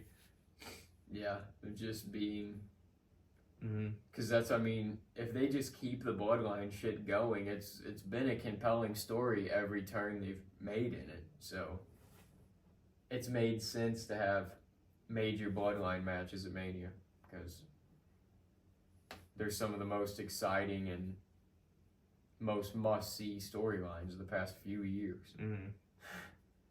What do you got next? Well, since the new one just came out, we just saw it. What do we feel about the Planet of the Apes franchise as a whole? I think it's fucking underrated. That's what I think. do too. I feel like it's one of the longest running, but it's also just one of the most well done, especially in recent history, but just such a well done story. And Caesar's such a compelling character. Oh yeah, he is in the old ones too. It's just not as, it's never felt on the same playing field as, you know, the Star Wars, the Indiana Jones, the Lord of the Rings, the Harry Potters, like any Pirates of the Caribbean, even like a lot of these big franchises that Marvel like gain these big fan bases. You know, Planet of the Apes has been around longer than a chunk of them and has produced a lot of quality content with a lot of compelling characters. But I just feel like, and pretty much everybody that's a movie fan is like, oh, those Planet of the Apes movies are fucking good.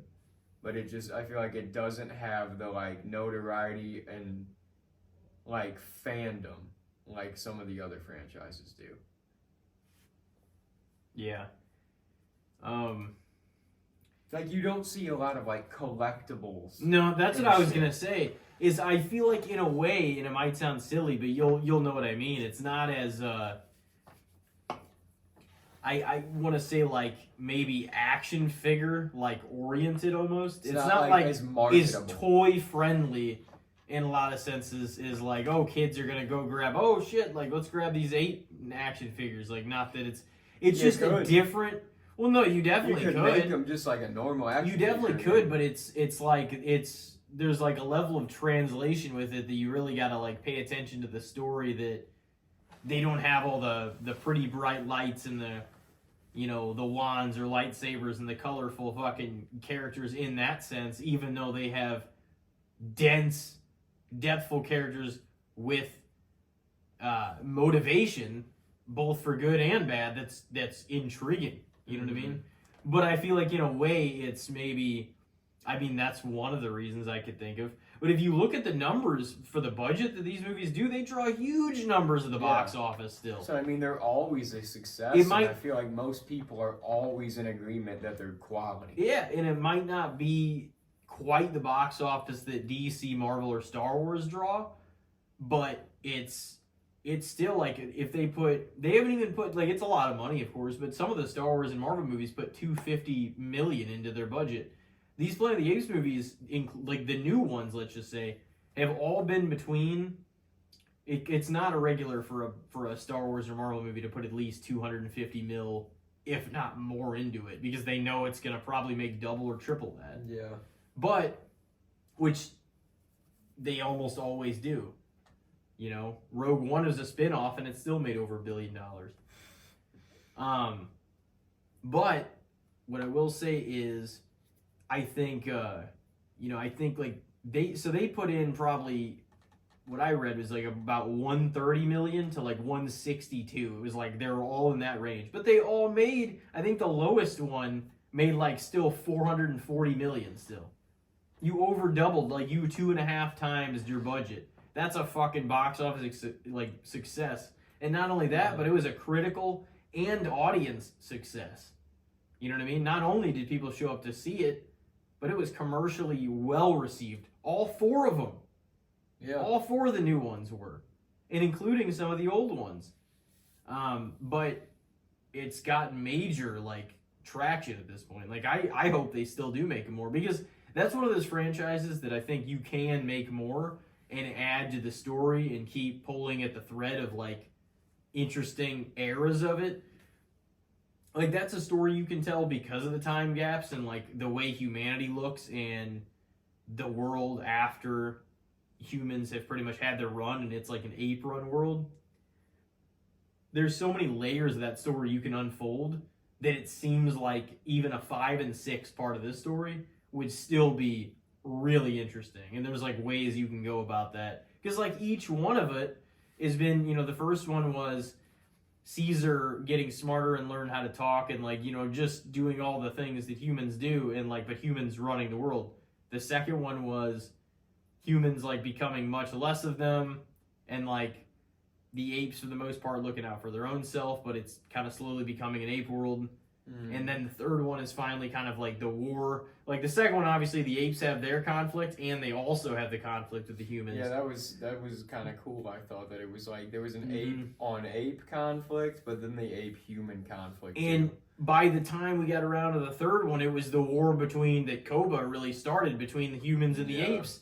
And then when the apes pretty much win that predominantly because humans just start going extinct and having this disease spread to all of them. Losing their minds. It is then with this new start of the trilogy we saw in Kingdom of the Planet of the Apes, it is finally now for hundreds of years an ape dominated world because the virus has wiped out a lot of people and apes can talk and are a lot smarter than they've ever been. So it's like every humans chapter predominantly can't talk. Yeah, every chapter has like unfolded a completely other layer of this story. Yeah. Like it doesn't feel like they're just even the old ones, like I was saying, none of them feel like they're just churning out sequels to do. I mean, they wouldn't be if they weren't making money, but none of it feel like they're just like, I guess we'll make another one. Like, what's the next adventure? It feels we know that'll make money. It feels like they're just uncovering and scraping away like one layer and kind of unleashing what the next one is. You know what I mean? It feels like each one the era has kind of changed. Yeah, they've all been solid, compelling stories.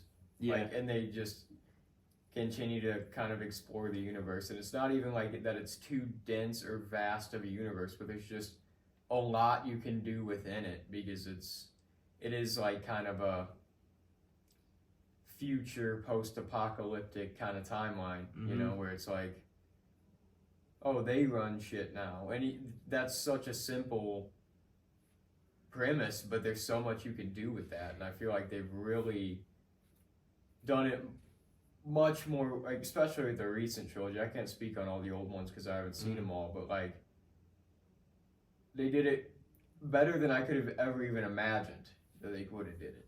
Like when I watched the Planet of the Apes trilogy the first time, even I was like, you know, this will probably be good, but it exceeded expectations easily. What I really appreciate too is like they did not mind taking a risk with the new series, also like with the new set of films, because it's also different than the old ones, but it pays homage to them. Like the old ones started in the future, technically, the first one and the second one, before they went to present day Earth, and then it kind of started feeling. It wasn't until the third one at the end when Caesar, like his mom Zira, finally gave birth to him, and then it was like baby Caesar. But then it wasn't until the fourth one when they rose up and like took shit over and like took the world back from the humans, which is why I was like, this is kind of comparable in a lot of senses to not necessarily happen the same way, but apes, you know, because Caesar's already smart and learned how to talk because both of his parents already had that ability. You know what I mean? But whenever humans eventually learned that was what was going to be the fate of the Earth, and the apes were just being treated like shit, imagine that, like on present day Earth and everything. They that was whenever Caesar basically had his fucking, had his time of he just took shit over and just kind of got everybody in unison, and like it was crazy because it was like, it was cool, but he still had respect for, some humans, and he knew there were some good, like even in the old trilogy, or old series rather. And but he was just tired of taking it, and he was tired of seeing the apes take it, you know what I mean? So they just basically had a reckoning, and they just fucking flipped everything over, and it was awesome. The speech that he gave was phenomenal in like the third act of the fourth one. And I really like that fourth one. Like I really like, but what's cool is because the first two of them started like forward in time. Yeah. And then you kind of learn what transpired, but you only get that peeled back layer to layer. Like the fact that Caesar's the character they started with in the Rise of the Planet of the Apes is awesome, because I will say honestly, even though that whole now I have my reservations about like certain, opinions with characters. He's not the only character I liked per se, but by the time he came around and knowing what happened to his parents and everything, and then his journey up, and then 4, and then 5, defending it from like the gorilla that was trying to take it from him, he's like probably still the most interesting character in the old series, even though he probably didn't get like the best movies. I mean, I enjoyed 4 a lot. And there's definitely parts of 5 I enjoyed. I just think he could probably get to use the better antagonist, Yeah. And he was a little more aged and stuff. But it was like, I don't know. It was still really cool. So I'm really glad they chose to go that route and start it where they did, and the infection starting, and then the disease. There's a lot of similarities to the old one, but they definitely told it in such a different way. And now things are going back from the other way. But it was really intriguing idea that to start it off and be like, oh fuck, you guys are in the future now. And then by the end of the original Planet of the Apes, they're like, he sees this guy Taylor, he sees the Statue of Liberty and this is, the forbidden zone, like this is where you're not supposed to go. Mm-hmm. And he's like, because you humans, your race, did damage to this place a long time ago. And then he finally sees what happened, what they did. And essentially the hint is that they blew the fuck out of the earth, and like, nuclear power, whatever it was from, it just destroyed the human race. You know what I mean? And so it was like really cool to watch that first one and kind of get the glimpse back. But it was like, this is another way that I feel like it's viewed, that you can go back and see the way they were made in that timeline. And then there's still a lot of people that appreciate the way it is now, because I haven't really heard anybody bitch and be like, oh, because like, I think the storyline, whether or not the special effects and makeup and all that stuff, costumes were on point then, the storyline, what they were going for was in large part a great premise for the old ones, especially like the first one and like the idea behind it and everything. Yeah, it's and still, pulling them to present day. It's still a highly regarded and highly quoted film. Oh yeah. To this day. Oh yeah. And it's coming up on what? No, that first one was made in 1968. Yeah, coming up. That was almost 10 years before Star Wars came out. That's what I mean. It's crazy the longevity the franchise itself has really had, and for the I guess technically this most recent trilogy, and then this one, that was the third time they kind of like rebooted it back up and brought it back and did it again. And I mean, the one in 2001 maybe not so much, but like in all the different eras, it captivates audiences again and gets highly regarded and takes over. But it just, it doesn't feel like it has the fandom or the staying power that some of these other major blockbuster franchises have. Because it's a major blockbuster franchise too. Mm-hmm. They have budgets, they're spectacles. It's just wild that it doesn't necessarily. But because even like Caesar, like you said, like he's an all-time great character. Just a movie character in general, especially with this recent trilogy of movies and stuff, like he just had one of the most compelling and complete stories of a movie character. Mm-hmm.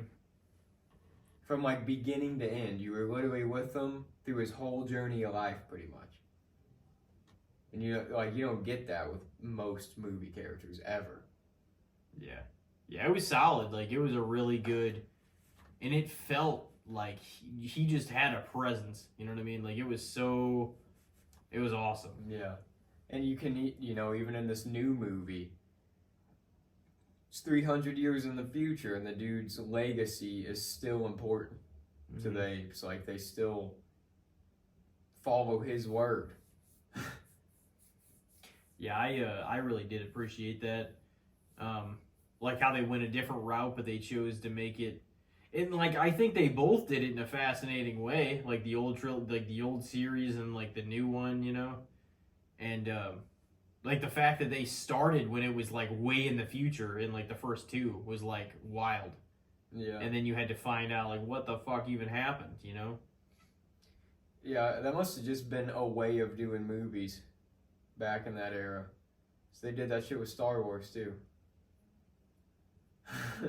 I mean, they wanted to tell the story they told. They just kind of learned that, oh, something happened.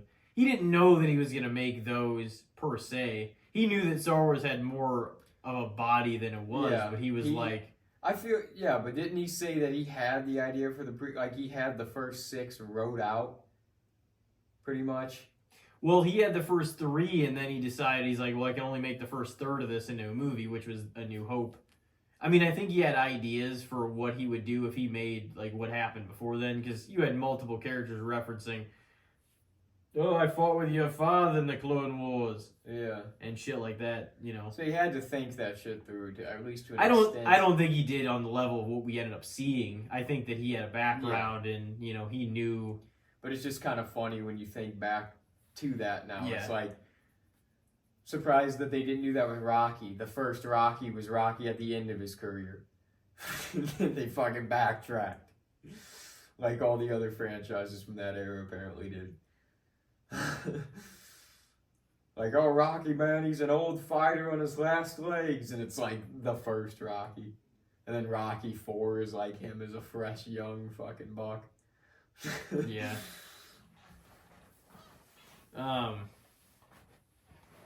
Damn.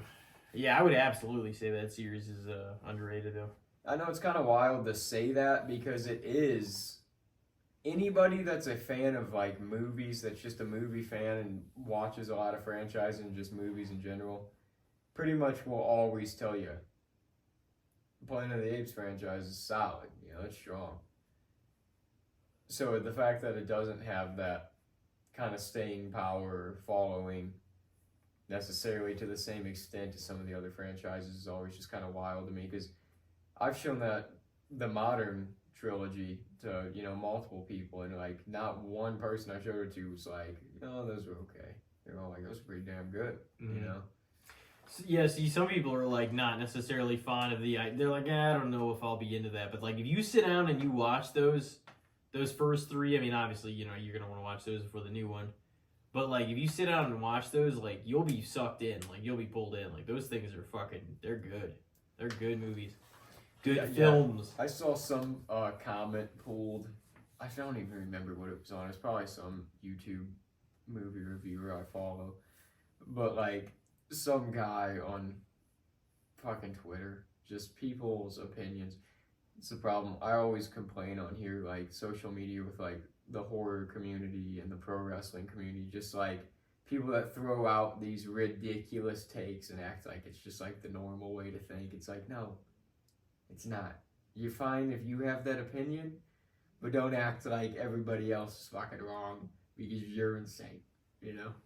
There's a person that said, like, how come nobody talks about the fact that Rise of the Planet of the Apes sucked? It's like, it didn't. Because you're one of the few that think that. Yeah. Nobody thought that. If it did, it wouldn't have made it anymore. Just, I can't It made imagine a somebody fuckload of going money, to too. see that movie and just being like, that was fucking garbage. Like, I thought Rise was fucking great. I honestly loved all 4 of them. yo, shit. Yeah. Yeah, they were all solid. Mm-hmm. And they were all a worthy follow-up to the last one, you know? Mm-hmm. I'll throw you one more before we wrap here. Alright. But yeah, no, it's a quality series. I'd recommend anybody to go check it out. Oh, yeah. Way good. Mine's another, I guess, franchise or anthology or series or however you want to say it. So we don't have to detour too far from where we were. Definitely a lot of movie talk and wrestling tonight for sure. Well, I don't know if we'd thrown this out there or not, or maybe we'd thrown out the first film. I'm not sure, but as far as let's just count the main movies in this series. What do you think of the American Pie films? Basically just American Pie 1, American Pie 2, American Wedding, and American Reunion. Just the main outside, 4. Because that series got carried the fuck away, that's for sure. Yeah, not any of those spin-offs. I think I think they get a modern day, they get a bad rep. I can see they're not going to be for everybody. You know, like I wouldn't hate on anybody for saying that they didn't find enjoyment out of them. Because I get it. Like they're not necessarily a series of films that age the best for modern day. Like I still get enjoyment out of them because I saw them in a different era of my life. But I could see a teenager today seeing them for the first time being like, this is a little much, you know?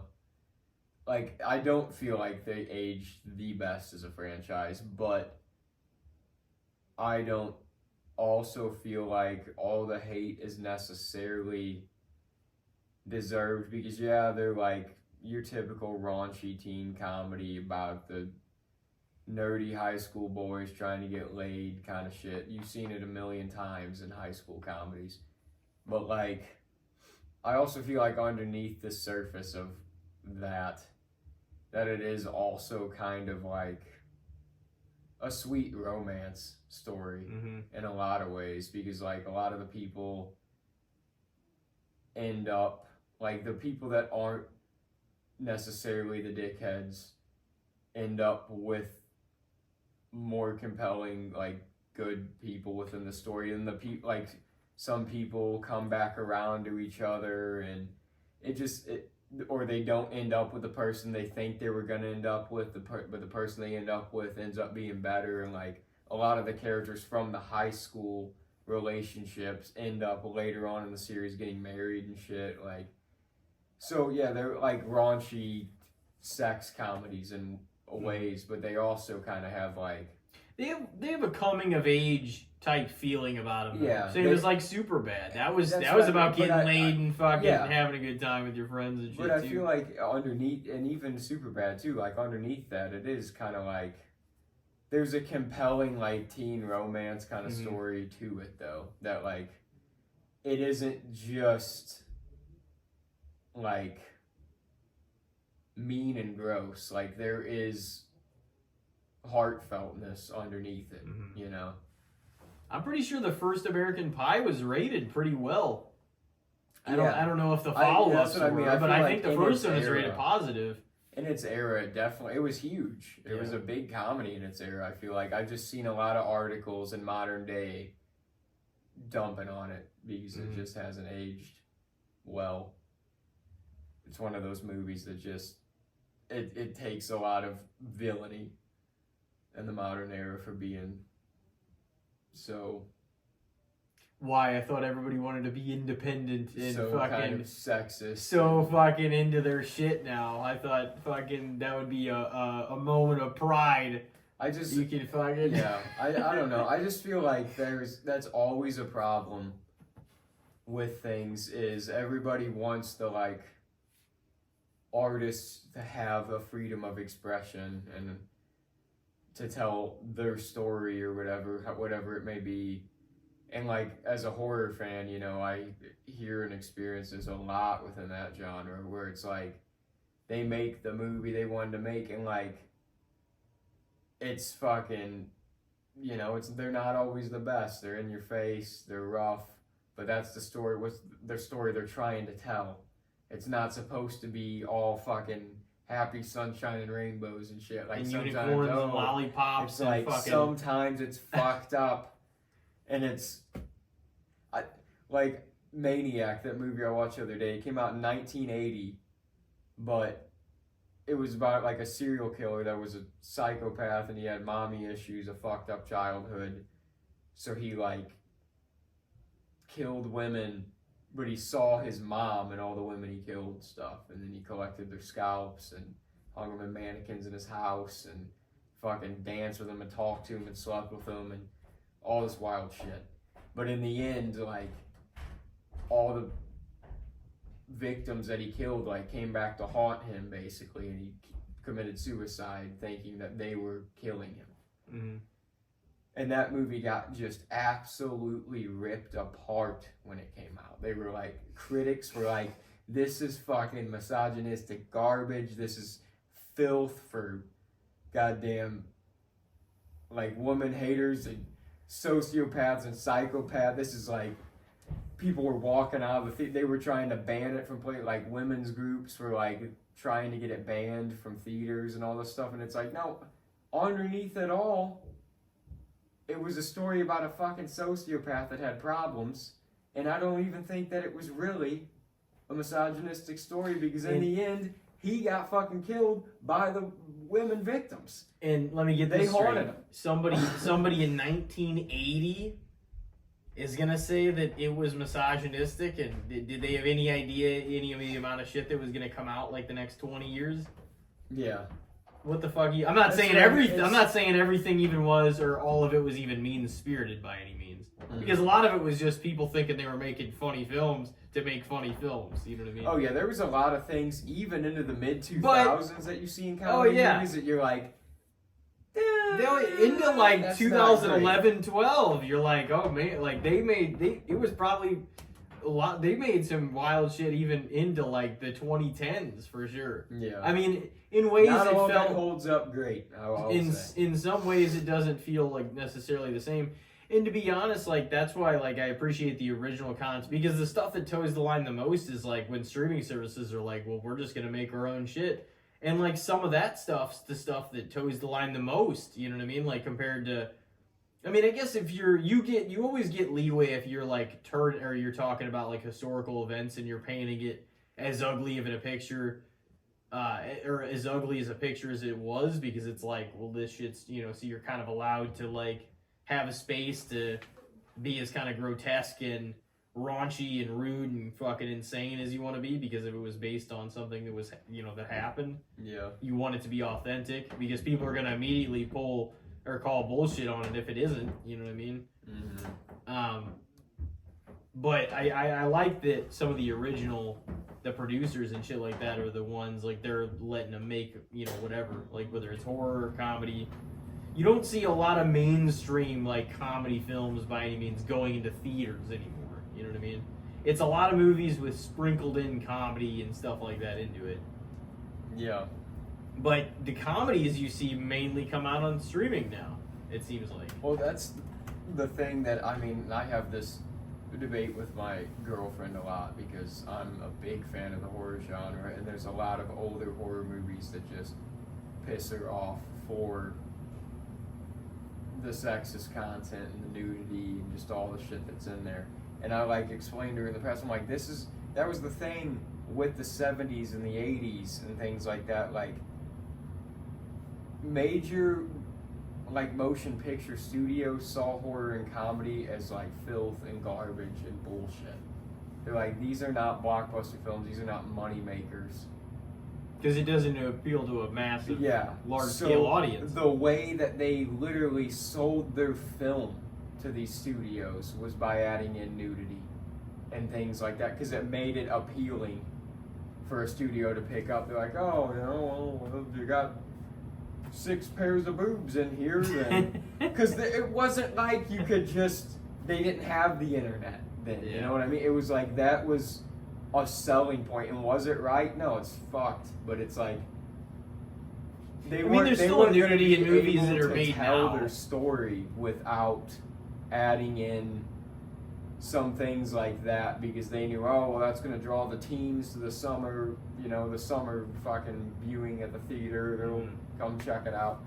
Because if it's just some a dude in a mask fucking hacking off heads with a machete, they're like, well, that's just fucked up. There's no fun to be had there, you know?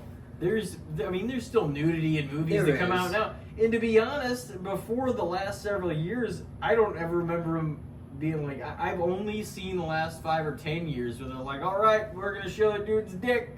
Like, before that, you would see, like, you know, fucking whatever, but like they started showing like way more, I feel like, than they ever showed in actual fucking films. I say fuck it, dude. If you're gonna show the nude woman, you might as well show the nude dude. Who gives a fuck? But for the longest time they didn't. Show the and dick like flopping. it's more like the last 10 or so years you've seen that than ever, which is what's crazy.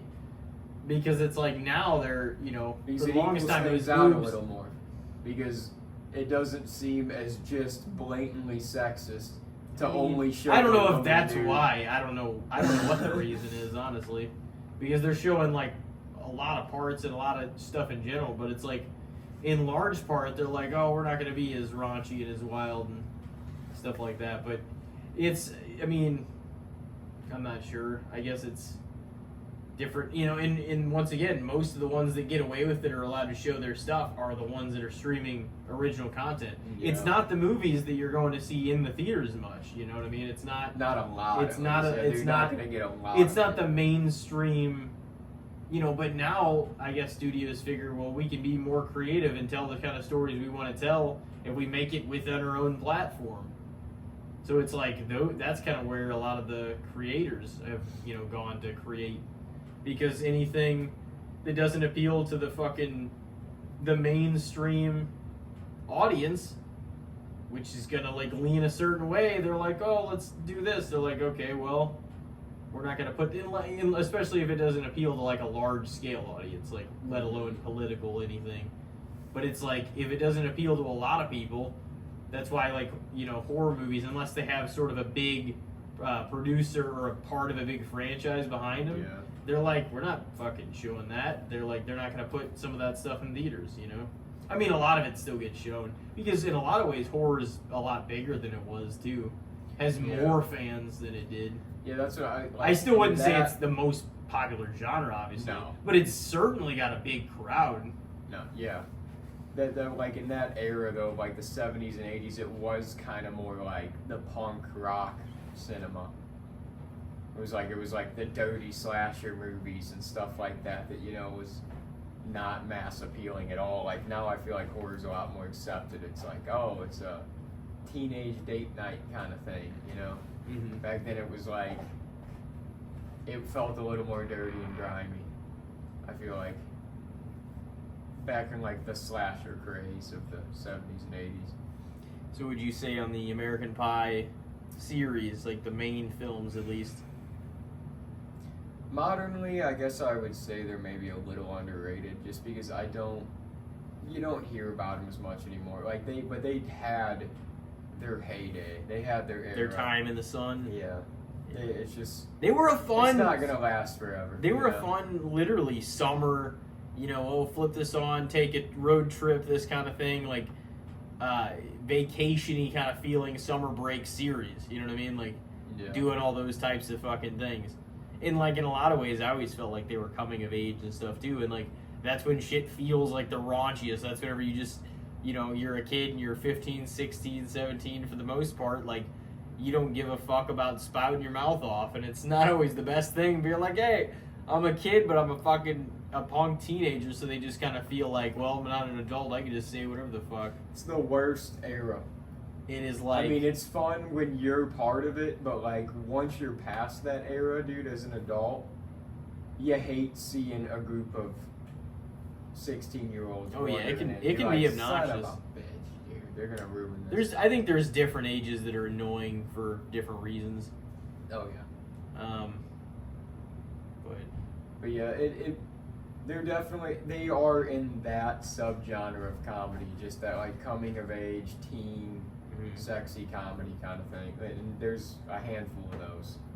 You know, they made them from the 80s through the 2000s, pretty much. There was like a chunk of those movies that came out for those like 20, 30 years. Fast Times at Ridgemont High was like an early one. Yeah, Superbad, the American Pie movies.